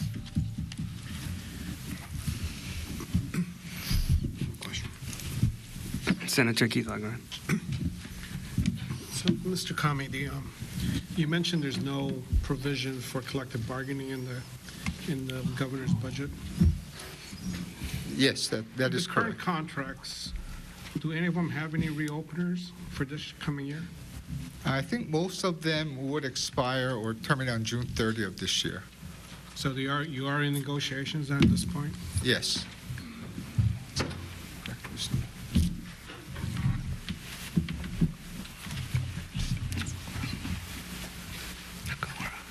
Representative Nakamura. Thank you, Chair. Good afternoon, Scott. Hi. I have a question regarding the DOE repair and maintenance, new estimates. Was that taken into account in preparation of this budget? Their increased RMM that they identified. It was. The DOE, did they, their increased R&M that they identified, is that in the budget?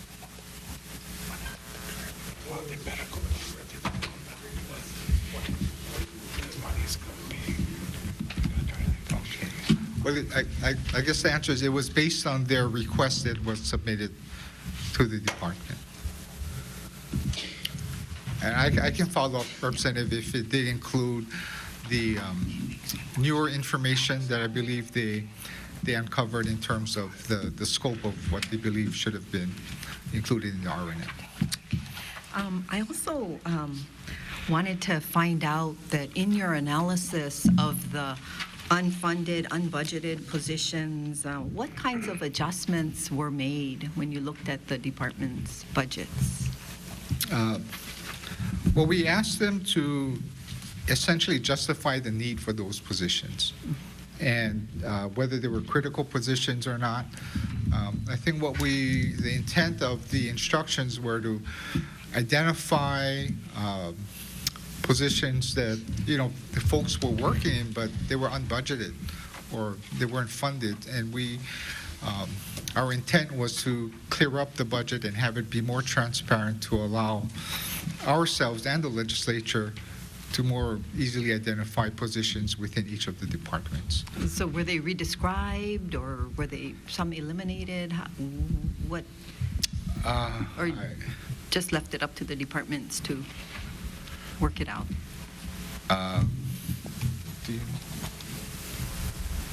Okay, I think, I'm sorry, Representative. I'm fairly new on the position, but I'll try to answer the question.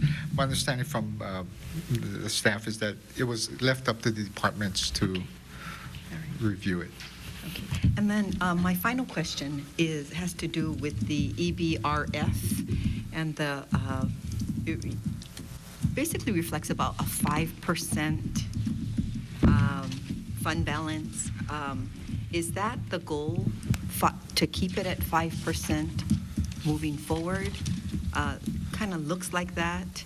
Is that kind of a best practice?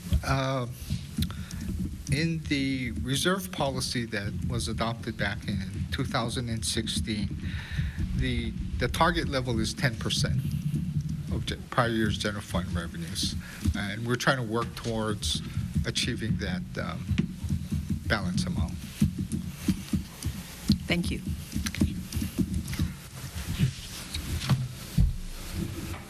Senate, any questions?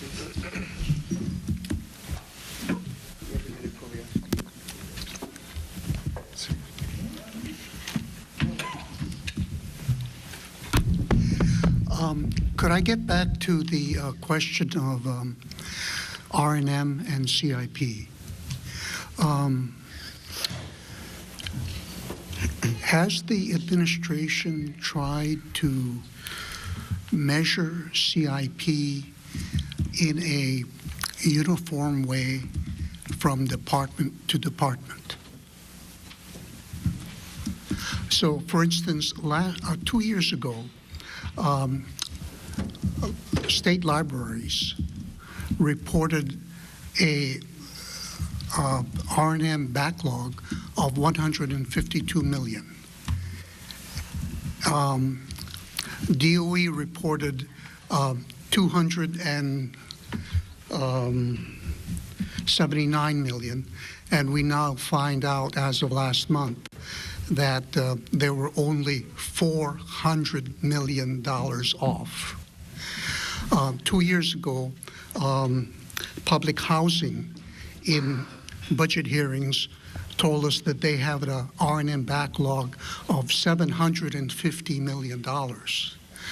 Now, when I asked whether they have a standard methodology, all of these departments said no. The determination as to what is delayed or backlog R&M seems to differ from each department.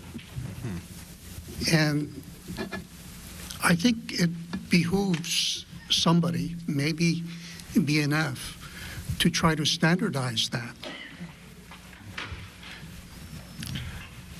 So, I mean, can't you do that? Or, I mean, can't you try to standardize that? I think we do try to standardize in terms of trying to have the departments identify, first of all, which are critical health and safety improvements that need to be made.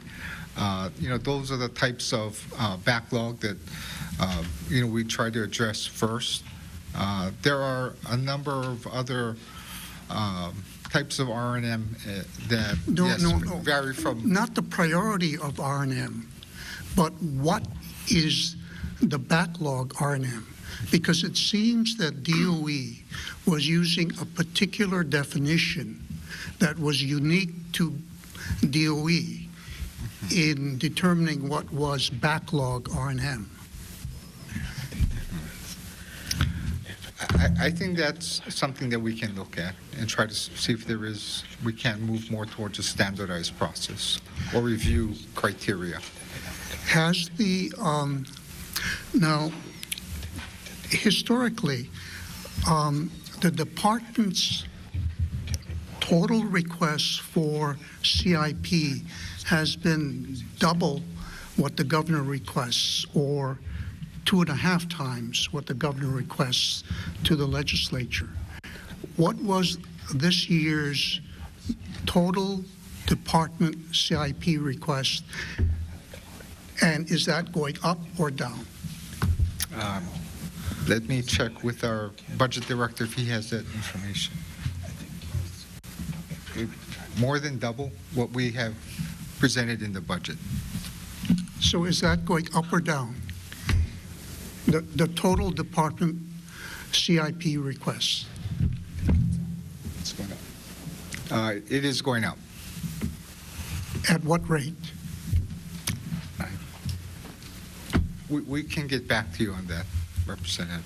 I mean, I think the point here is that somewhere along the line, we have to decide how much money goes into new construction and how much money goes to repair and maintain existing buildings. And it looks like our backlog R&M is steadily rising, or in some cases, such as DOE, rising alarmingly fast.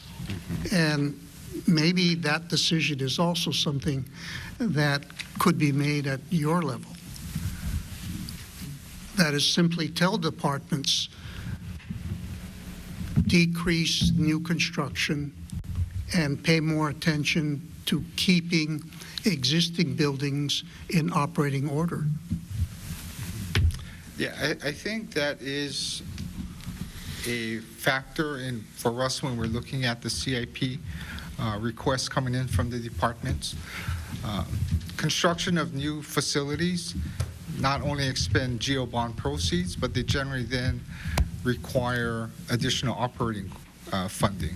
Schools, for example, if we can provide funding to construct a new school, we then have to then provide the appropriate funding for the teachers' salaries and administrators and everyone else there. So that is a factor that we look at in terms of in reviewing all of the CIP requests. What would be most cost efficient for us and practical in terms of trying to address the backlog, but also trying to look at what types of new facilities may be necessary.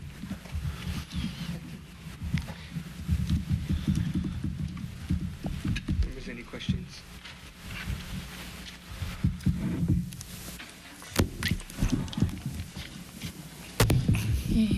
Mr. Kami, so just going back to the DOE R&M issue, last session during the budget briefing, Department of Education reported to the legislature that about 10 years ago, the R&M backlog was at $750 million.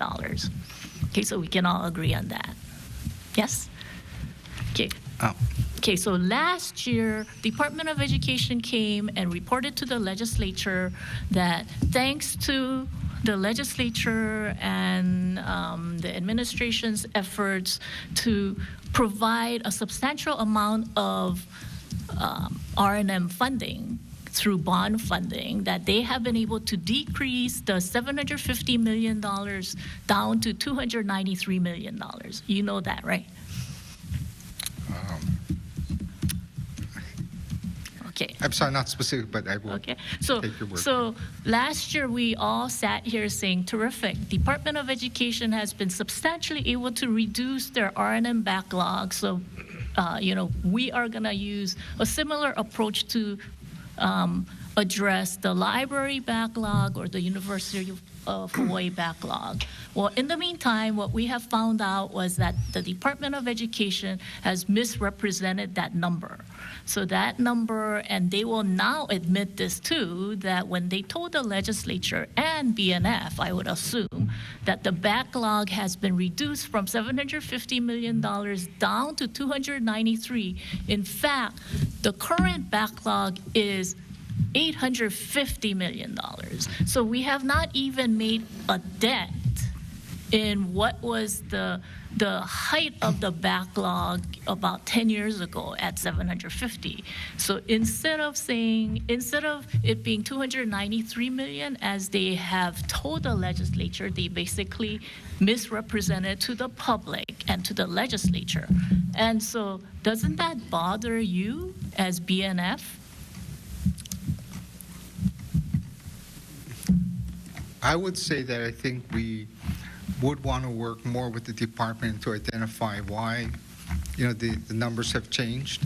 Right. So I think they identified major problems, and now that's why they are being forced to come up with this tracking system to better align it. But doesn't that bother you that after 10 years, the backlog, after all the investments that the legislature has made in reducing the backlog, has not decreased that amount from 750 to 293 as reported by the Department of Education, but in fact, it's now at 850. Does that bother the Department of Budget and Finance or the governor's office? Does that fact bother you at all? I think for the department, we'd have to look at what caused the increase. Okay, but whatever it caused, right? So in spite of, say, to determine what caused it, we may never get to the bottom of exactly what caused it. So if you want to go and do a study on figuring out what has caused the misrepresentation to the public, go right ahead. I mean, you can do a study or you can do a task force, whatever. But I think the point is that there was a $750 million backlog 10 years ago, and they said now, Last year, it was 293, but that was a lie because now the backlog is at 850. So I'm just asking you, does the fact that now we have an $850 million backlog at one department, does that bother you at all? I think when I, was Okay, talking so about- you have to do a study. Okay, No, got we- it. Okay, so I'm just saying, on behalf of the taxpayer, that should bother you. And before you invest further money into a department that cannot handle the R&M backlog and figure out what's going on, what is the point of, you need to at least have an explanation, right? You cannot say, okay, maybe you don't even know. Okay, do you know that that happened? Yes. I was Okay, aware. so you know that that has happened. You know that they told us last year, okay, backlog down to 293. Okay, they lied. Now it's up to 850. You know that fact. But you still come to the legislature saying, oh, we still need to continue to do what we need to do without asking from the moment that you found out that there was a misrepresentation of a significant amount, and it doesn't bother you at all that you come to the legislature and say, okay, we're just going to give them more money because, in the meantime, we're going to do a study. I would think there has to be some effort, or there has to be some active approach by your administration to figure out not just what happened, but figure out, hey, maybe we need to take a different approach on what needs to be done. If we have an $850 million backlog, how are we ever going to try to figure out to get rid of all these schools that are falling apart, all the new schools that we need to do? I'm just trying to ask you to have a grasp on what's going on instead of saying, okay, we're just going to do what we've been doing all these years. What I would like to do then is to look at what comprised the $750 million balance back 10 years ago. Take a look at what comprises the $800 million. Because we'd have to determine or have a look at what caused it to increase is just the aging of the schools. The schools are all getting older. Their R&M maintenance will go up. Was it in part due Okay, to Ford new looks like he's schools? about to jump up and help you because clearly, but Mr. Kami, before you leave, okay, so one of the things I want you guys to understand, because you guys are budget and finance, you guys are the ones in charge of floating bonds, and we understand that you have capability of floating of $750 million. Your budget provides that you are going to be able to sell beyond the 750 that we have been historically selling. It's at 900 million, right? Yes. Okay, so the administration itself is decreasing that. So coupled with that, you're also asking for $125 million of matching funds for the Alawai project. So the question, it's not really a question. I want you guys to think about what you guys are doing to the future generation, because if the numbers are correct, and numbers are always correct, right? No matter how you look at it, the numbers don't lie. If we were at 750 10 years ago on R&M, and then we substantially increased the R&M funding to the DOE only to find out we have not made a dent, I want you guys to be a little bit worried about these new projects that you're taking on, especially the city and county of Honolulu's Alawai project, which isn't even a state project. It's a city and county of Honolulu project where the mayor is going and doing these town meetings about this project. So you need to think about what other debt are we giving to the future generation, because we haven't made a dent in DOE. Okay, so that's one thing. Okay, Mr. Fujikami, I'm glad you're up here because in BNF's testimony, it said the Ige administration will collaborate with the legislature on a continuous basis. So the question I have for you is this. This is for tomorrow, but in your governor's org chart, you have under the governor, technically, historically, you have the governor, you have the chief of staff, right?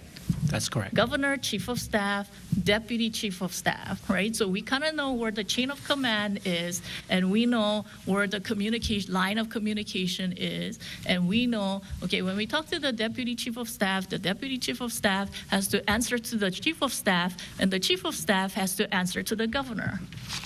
According to your org chart, you have the governor, and there's 3 co-equal personnel. You have director of operations. Who's that? Joyce. Okay. So that's pretty much the office. That's correct. Office logistics, right? Okay, so I'm going to set that aside. Chief of staff, who is that? Well, currently it's Mike McCartney. Okay, Mike McCartney. Okay, and administrative director, who is that? That's me. Okay, Ford. Okay, so the chief of staff.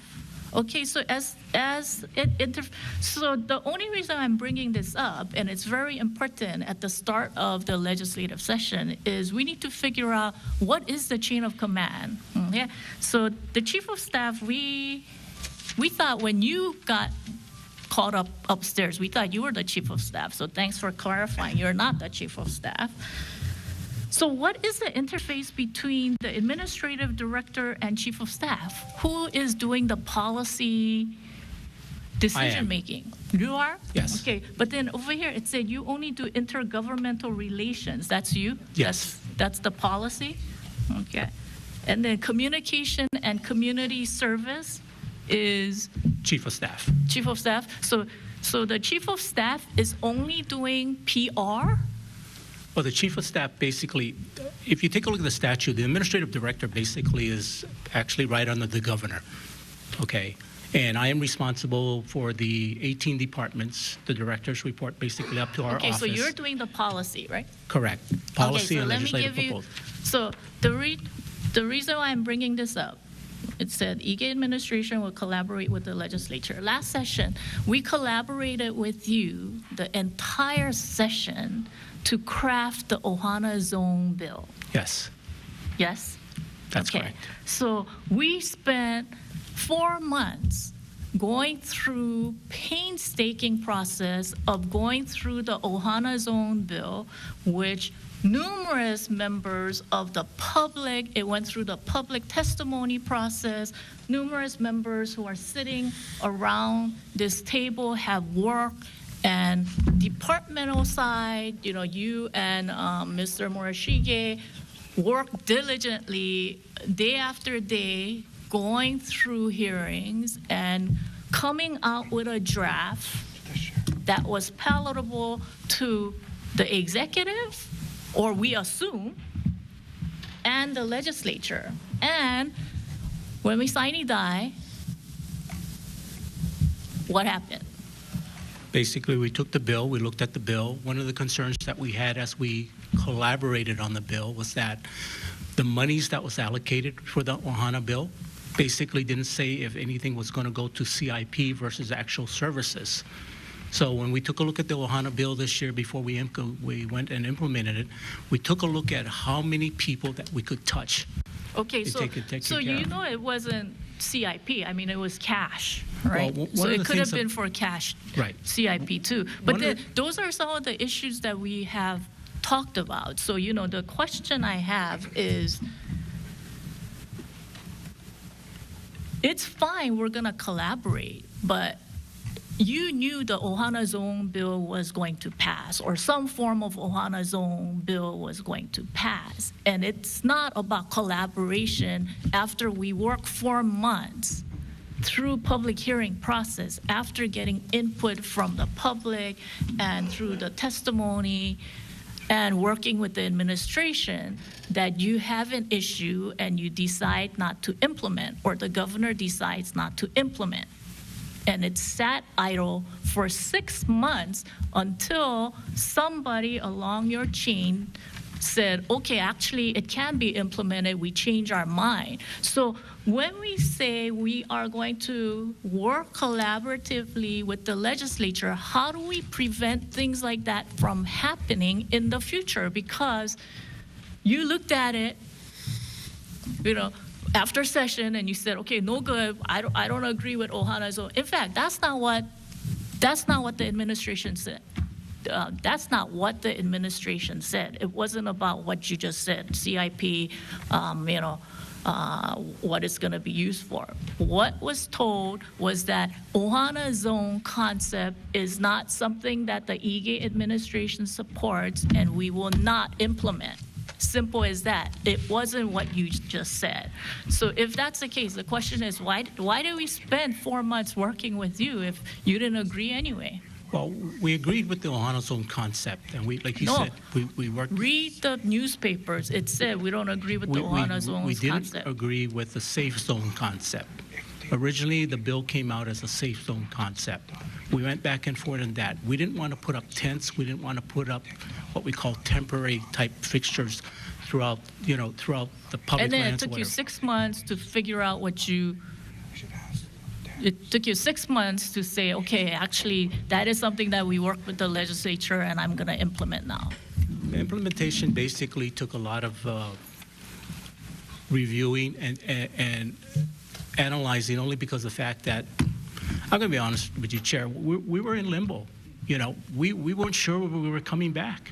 We were running for re-election at that particular time. Okay, so you were preoccupied with the re-election. No, I'm not saying that. What I'm saying basically is that we But the wanted government still have to function. That's correct. Even if you and were that's in what limbo. I was doing. I was working diligently on all the different projects that was brought across my desk. I think you can ask any one of your members, you can ask any one of the senators. Okay, so as things went along, I worked very diligently with everybody to implement whatever I could. Now, the Ohana Zone basically included the city and county of Honolulu. It included Hawaii County, it included Maui County, it included Kauai County.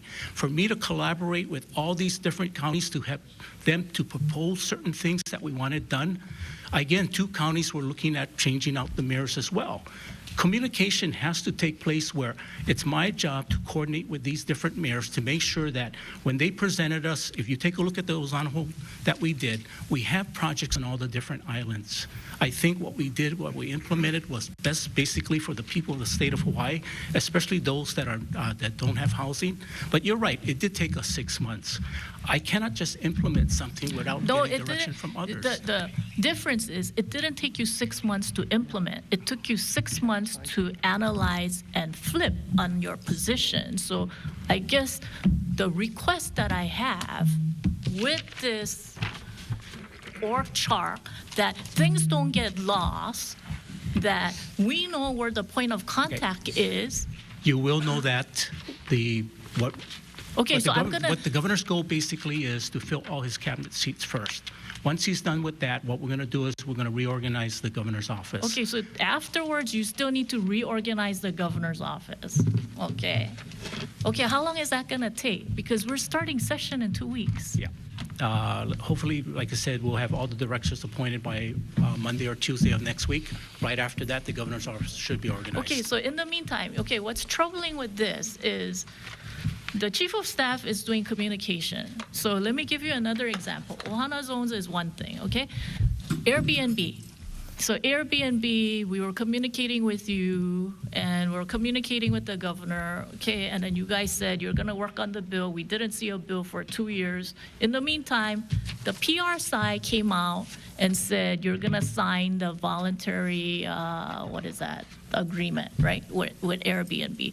So that's why I'm saying there's a concern by the legislature because there's a disconnect between the chief of staff that does the PR section and the admin director that does the policy section, because we were trying to figure out what we're gonna do with short-term rentals, and we did not anticipate that a communication was gonna come out from the governor's office saying something completely different. So how do you, in this how do you prevent that from Chair, happening? first of all, when this Airbnb thing we came on board in November of 2017. When the Airbnb came to me, I reached out basically to the leadership, both of the House and the Senate, and asked if we could craft one bill. And that's what we tried to do in 2018. We worked with the representatives, the subject matter chairs. We tried to come up with one bill. We worked very diligently with the Senate, trying to get that as well as the House. Rep. Onishi basically took the lead for the House. Senator Dela Cruz and Senator Wakai took the lead basically for the Senate. And we tried to craft the bill. We spent hours on this. On both sides. At the end of the day, we felt that the AG's office felt that there were some problems with the Airbnb because the fact that the state collects the taxes, but the counties do the enforcement. Right. So that is just, so I just want some assurance that what we're doing with you is the policy side, and somehow, the PR, your PR, I thought it's within your office that you guys have the PR side and the policy side in link, because then it will make it easier for the administration to work collaboratively with the legislature if you guys know what you guys are doing. And we are going to be looking at that. We are, going to come up with a organization within the governor's office so that you will know basically exactly the message that's coming out. So we gotta still wait. Okay, so the big issue is this, TMT. TMT is not just policy, it's actually PR. So who's gonna be doing TMT? Right now, the Chief of Staff is doing TMT. Because it's not policy? Because the fact that when I came up to the office, he was already doing it, so they continued to allow him to do it. Okay, so that is a problem still, because it's... Chair, I don't think I think I can answer your questions after we reorganize the governor's Okay, office. For me to make any assumptions at this particular point, I think would be just premature. Okay, it's still premature? Okay. We're starting session in 2 weeks, and you still... I know that. Yeah, okay. And then you still don't know who's going to be the point of contact to address TMT. I will be, until such time, if things should change, then I will be the first one to come to you and tell you that, what. Okay, but you're not. You're not in charge of... Oh, I'm sorry. You're talking about overall, or you're talking about TMT? TMT. Right now, no, I'm not. Okay, so you're not, because it's just PR. Okay, so now you see where the problem is, right? Yes. You understand where the problem is. Because we don't know who we need to talk to. Well, every meeting that I've been invited to when it comes to TMT, I think I've made it clear that I am not in charge of TMT. Okay, but you're the person in charge of policy. You That's understand that, right? Yes. But so other than TMT, because clearly TMT, the policy advisor is not doing TMT, what other things should we be looking at where you're not in charge? Okay, so TMT is a special animal where the chief of staff will be in charge. There's so much history with TMT. I came on board in November of 2017. I didn't have all the history. I think I would have clouded the picture more than anything else. Okay.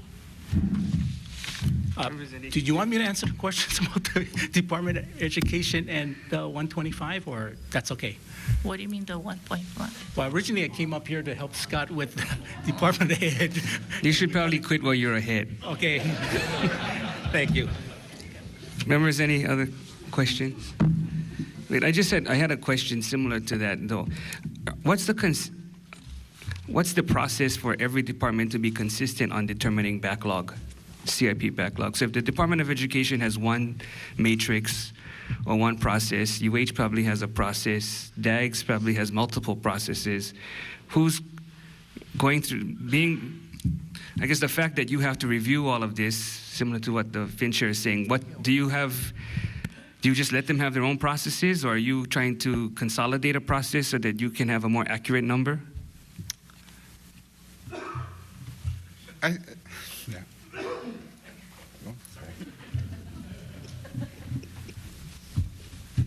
Senator, I have your same concerns that you have, and that's the reason why after we started to look at the backlog, specifically with the DOE, I sat down with the DOE. I wanted to know what their process was. Their process is different from the other state departments. It's different from DAGS. It's different from DOT. It's probably different from UH. I mean, we're not going to be doing a study. Basically, again, as the administrative director, it's my responsibility to work with the directors to see what they're doing. And again, there's some things based on the presentation that they did with me over the $900 million backlog that I think will work with some of the other departments. There are some things that probably don't work.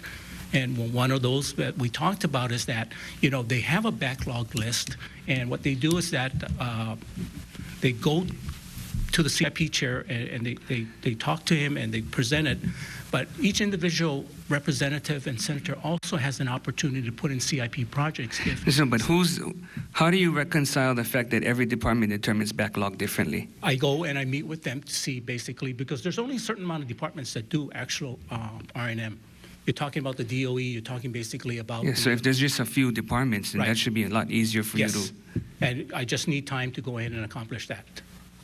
Okay, so you'll present that to us at some point as to how we accurately determine CIP backlog. Well, I will tell you basically how each individual department is doing it and what are some of the common things that can be integrated. There are some things that just can't be integrated. I mean, like you take...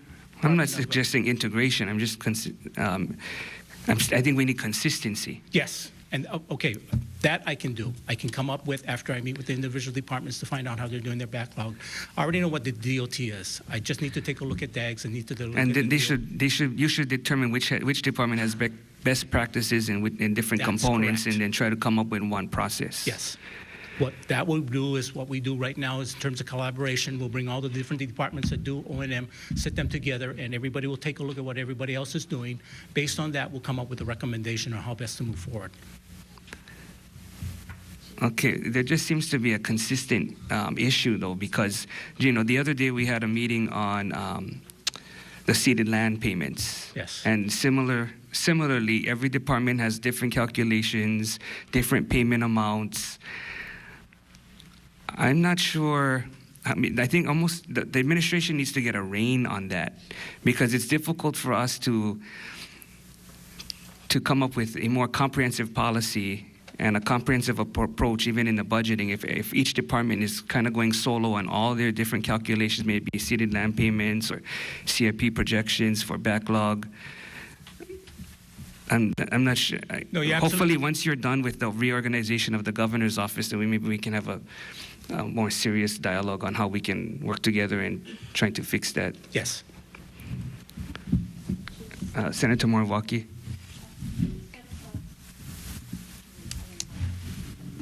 Flip it up. Hi, Ford. I think in getting your report, it's not only just reporting the backlog, but can you also find out how they can correct the problem? I mean, how do you reduce the backlog? And you know, talking to some of the schools, they do have these long-standing 5 years to get, you know, even play equipment, things like that, that on CIP, I think it's more important to correct the problems. So if you can find out how they might reduce their backlog in addition to what their backlog is. Yeah, the backlog will always exist because every single asset that you have, basically whether it's a building, it's a road, it's anything, has a life cycle. The life cycle basically is the length of term that when you actually build it or you fix it or you repair it, that's the length of time that it takes. But as each day goes by, it starts to deteriorate. I think if you take a look at, I'll use highways as an example. You know, we basically, we do highways. There is about a $200 million depreciation every single year that we submit with our financial plan because the roads deteriorate to the extent of $200 million. So that depreciation basically at some point in time will become a backlog because what you do is you go from an excellent road to basically average to something that's deteriorated. But one of the things that we were able to do with the highway system to reduce the backlog was to say, you know what, we're not going to do, as Rep. Kobayashi indicated, we're not going to do capacity projects anymore. We're going to do basically preservation. And we spent a lot on that. And because we were able to do preservation, we not only reduced the federal pipeline backlog basically to what's acceptable to the Federal Highways Division, we also fixed our roads. So, you know, what we're going to do is that we're going to take whatever we can, put everything together, and come up with a plan basically on how best to move forward. Thank you. Members, any further questions? Representative Cullen. Good afternoon. Thank you for being here.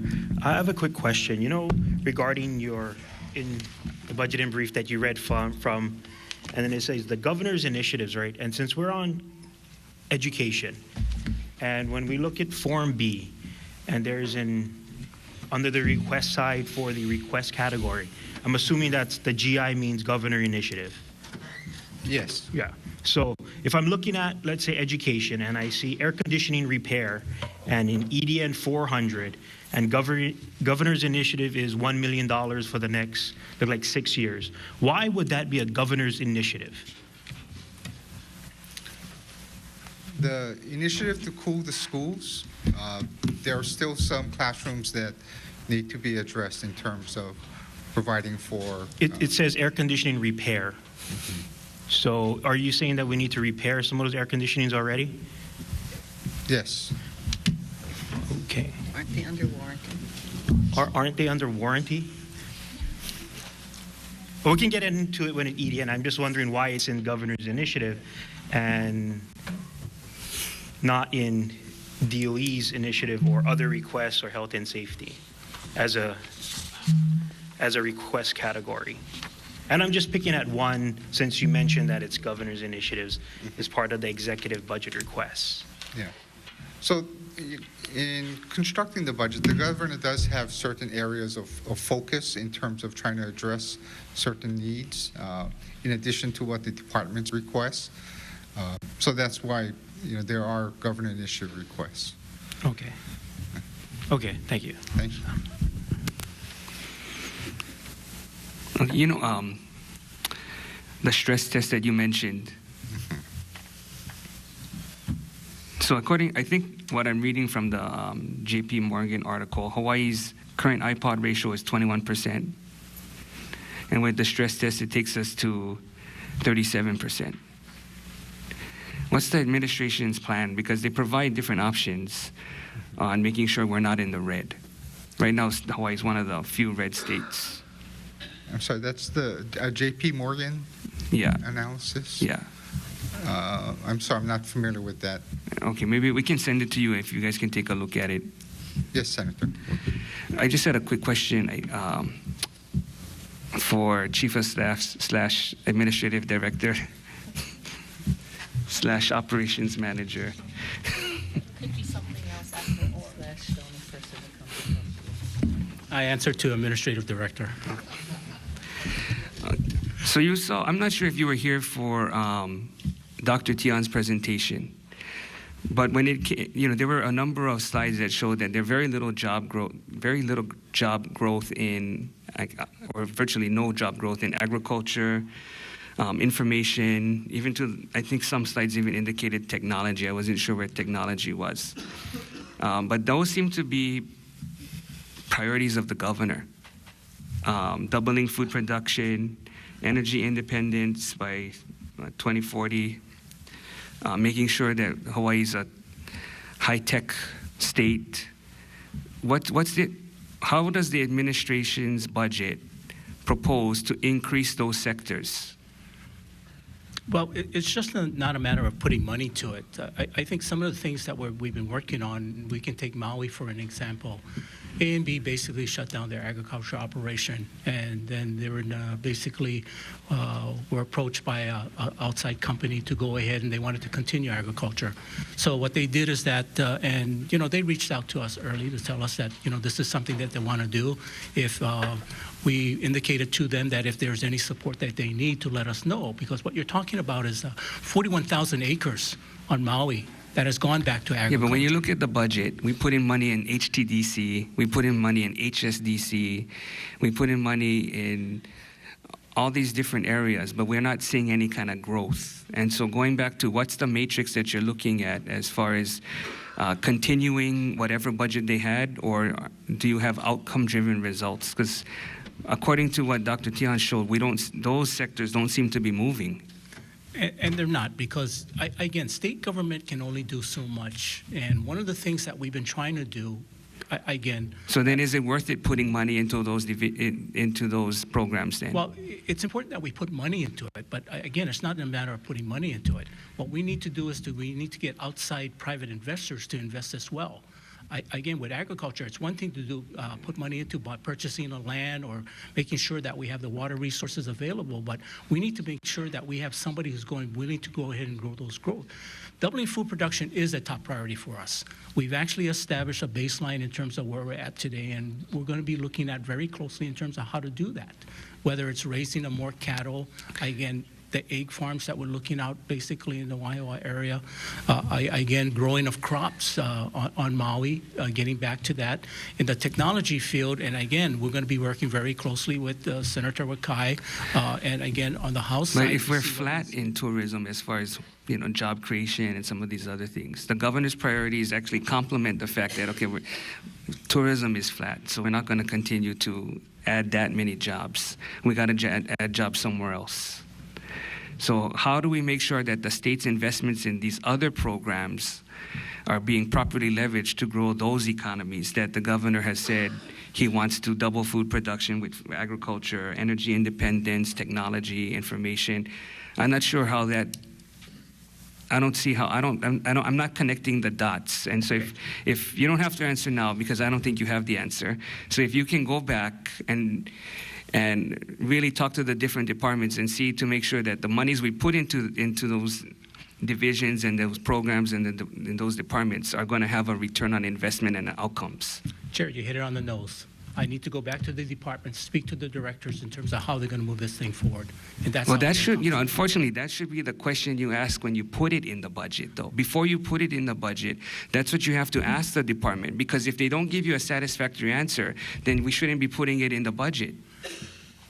Well, we asked questions when we were putting in the budget. Okay, we asked a lot of questions. The budget process basically is a very lengthy process, and basically it's a mean of taking a look at all the different things that they're bringing to us. ADC, I think that's a department that was going to basically help us achieve our doubling of food production. So we worked very closely with the executive director there to try to move forward.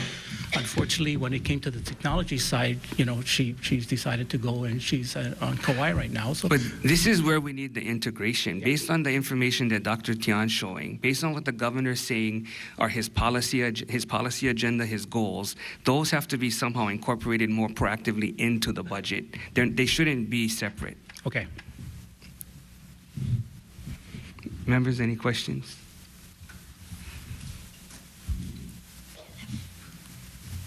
Oh, budget. That was, yeah. And he did, that's the thing. Do you have, okay, so BNF still has more information to present. We have our departmental budget to present and with the attached agencies. Okay.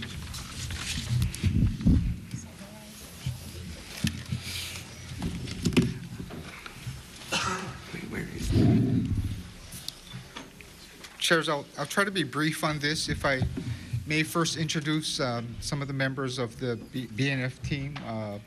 First, we have Neil Mihir, who's walking out in the brown coat. He's our Budget Division Administrator. We have Tracy Bond, who's our Administrative Services Officer. Wait, it's not 4:30 yet. I don't know why they're all leaving. I know a few of us had another meeting, but we have Tom Williams, who's the Executive Director of the Employees Retirement System. Derek Mizuno, who's Administrator of the Employee Unit Health Trust Fund. And we have Jack Tanaki, who's the State's Public Defender.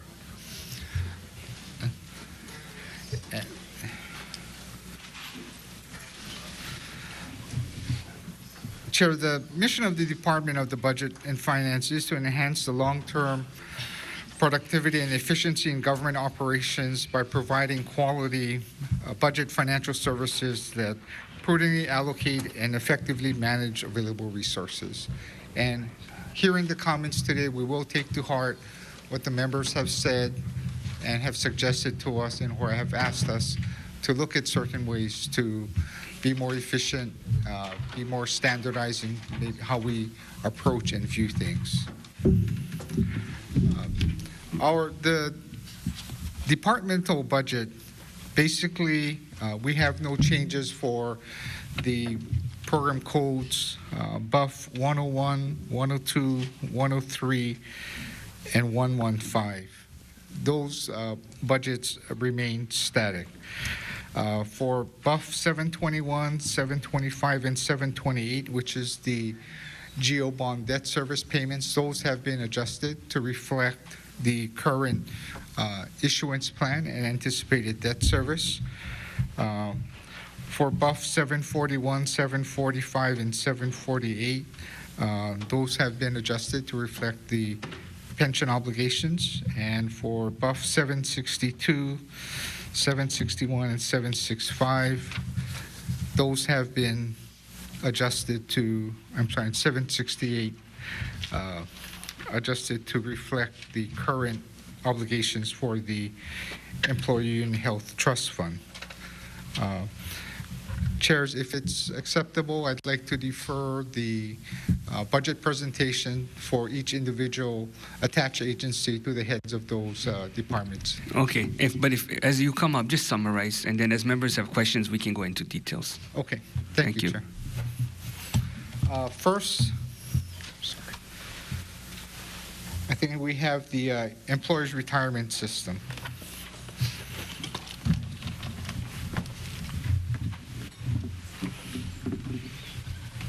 Good afternoon, Chair Dela Cruz, Chair Luke, members of the Committee of Finance and Ways and Means. I'm Tom Williams, and I'm here to represent the Employees Retirement System's budget request for fiscal years 20 and 21.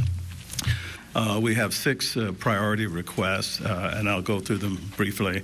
In fiscal year 20, they totaled $3.4 million, and in fiscal year 2021, about $2 million, 1.957.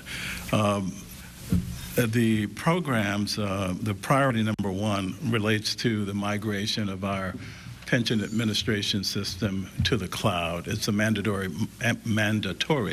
migration imposed by the Enterprise Technology Services Group. It requires us to take our pension upgrade resided in the cloud. We have to operate both on a server-based basis concurrent with our move-in ultimately to the cloud. Will ultimately reduce costs as it relates to the so-called land-based component. But during the period of our transition, we have to have licenses for Oracle Financials, for example, for both the cloud-based solution as well as the land-based solution, and that represents $2.8 million.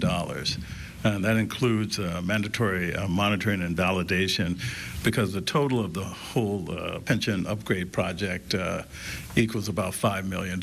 And I believe whenever these IT projects equal $5 million or more, there is a mandatory process of monitoring and evaluation, and that costs about $200,000, and that is included in the $2.8 million number.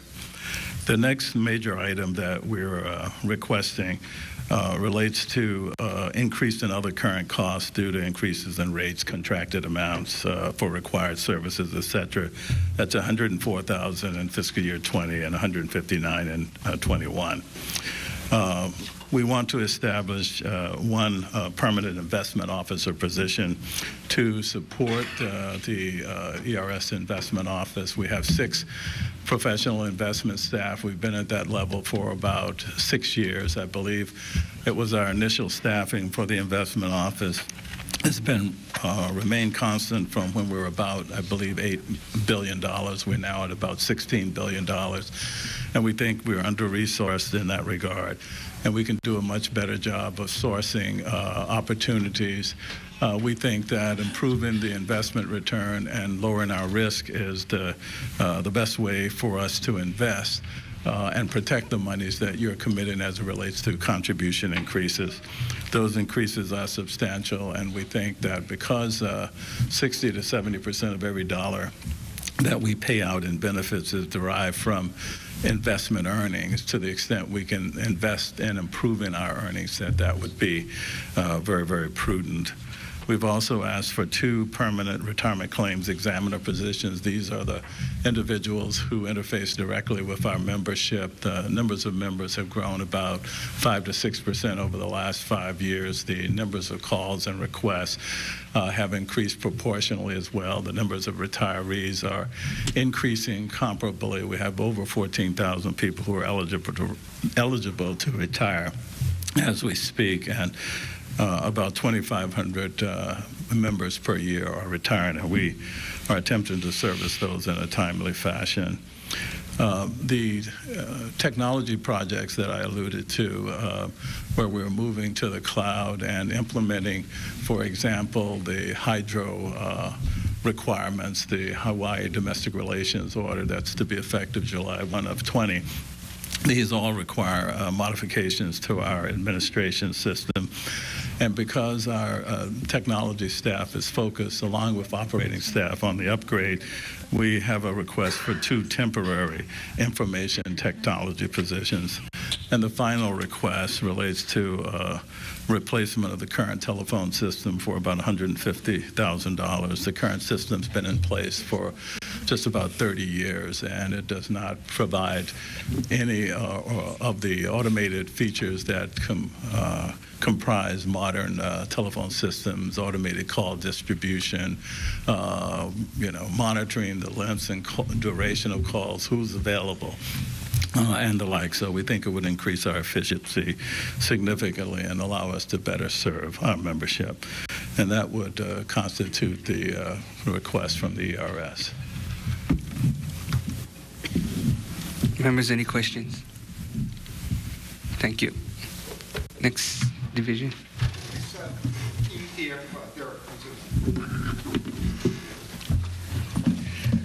Good afternoon, Chair Dela Cruz, Chair Luke, and committee members. I'm Derek Mizuno. I am the ETF administrator.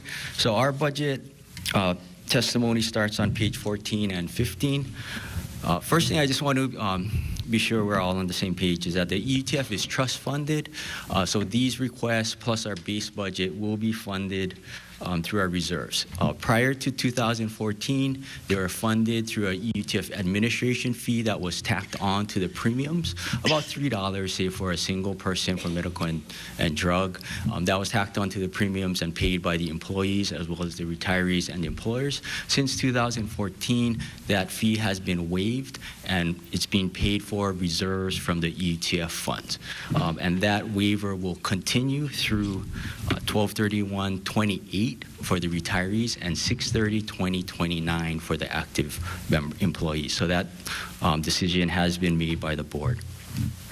So our first request on page 15 is for replacement of our current benefits administration system. So this system is the backbone of our operation. It handles all of our enrollment data, our demographic information. It communicates with our members, the employers, the health insurers, the ERS, as well as financial institutions.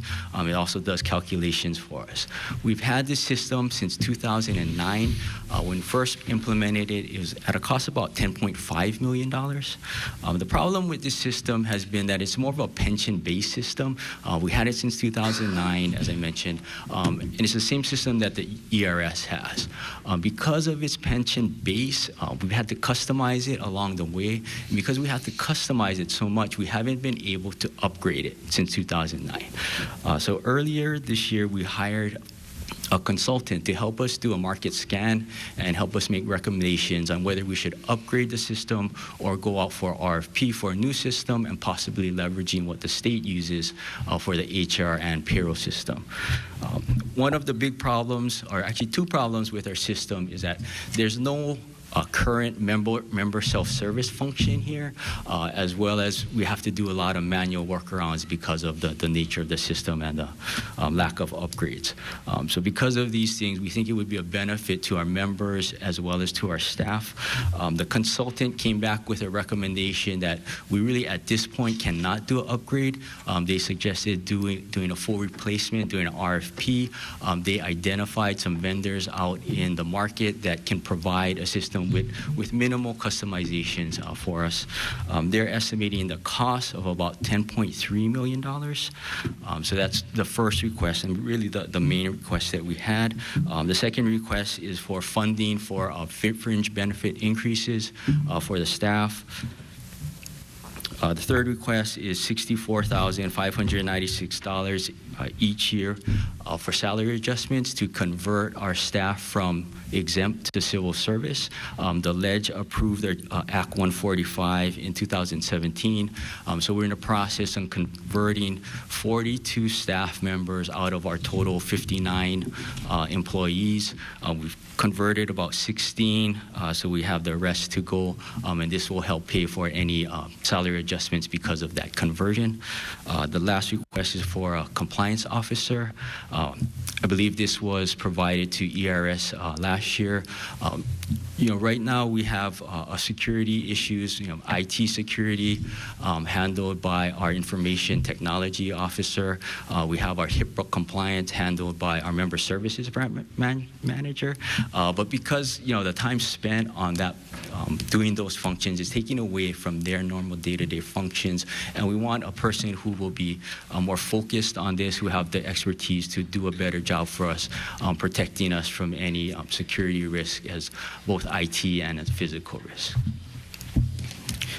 So those are the four requests that we have for this budget biennial. Members, any questions? Thank you. Thank you. Next. Thank you. Good afternoon. Good afternoon, Chairs Dela Cruz and Luke and senators and representatives. Aloha. My name is Jack Tonaki. I'm the State Public Defender, and I think I'm the last one on today's calendar, so I will be very brief. Our program is contained, it's BUF 151, Office of the Public Defender. It's contained on pages 16 and 17 of the department's testimony. The mission of the Office of the Public Defender is to provide quality legal services to indigent persons who are charged with criminal offenses. We are committed to continuing to deliver these services to the public in a fiscally responsible manner. We do, however, have some needs for the biennium. The amounts of the requested appropriation are in our testimony. We have three requests. The first one is we need an appropriation to relocate our office in Kona. And this is necessitated by the anticipated opening this year of the new Kona courthouse. Our current office is simply too far away from the present location. So we're in the process of working with DAGS to relocate that office. We also are requesting full year funding for 2 deputy public defender positions, one on Maui, one on Kauai, which were authorized by last year's legislature. And we're given half-year funding to establish the position and recruit. So we're asking for the full-year funding for those 2 positions. And lastly, we're asking for an appropriation to establish a dedicated documents and case management system, which is needed to streamline our office's workload and provide more meaningful statistics for more efficient management and for public consumption, such as providing statistics to the legislature. So those are our requests, and I'd be happy to answer any questions. Members, any questions? If not, thank you. Any questions for the department or for anyone else from the administration?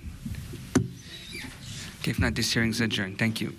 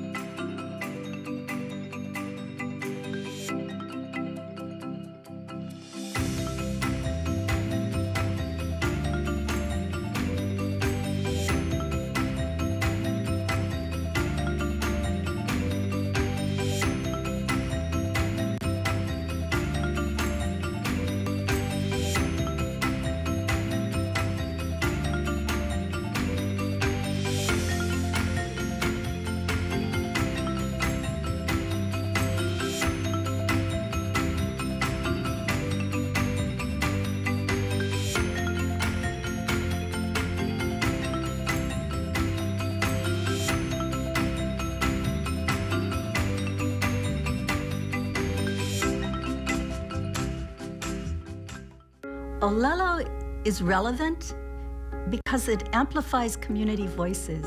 At Olelo, we empower your voice by empowering you.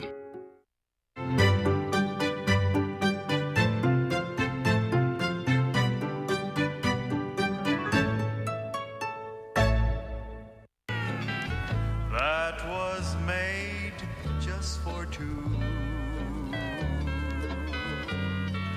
where trade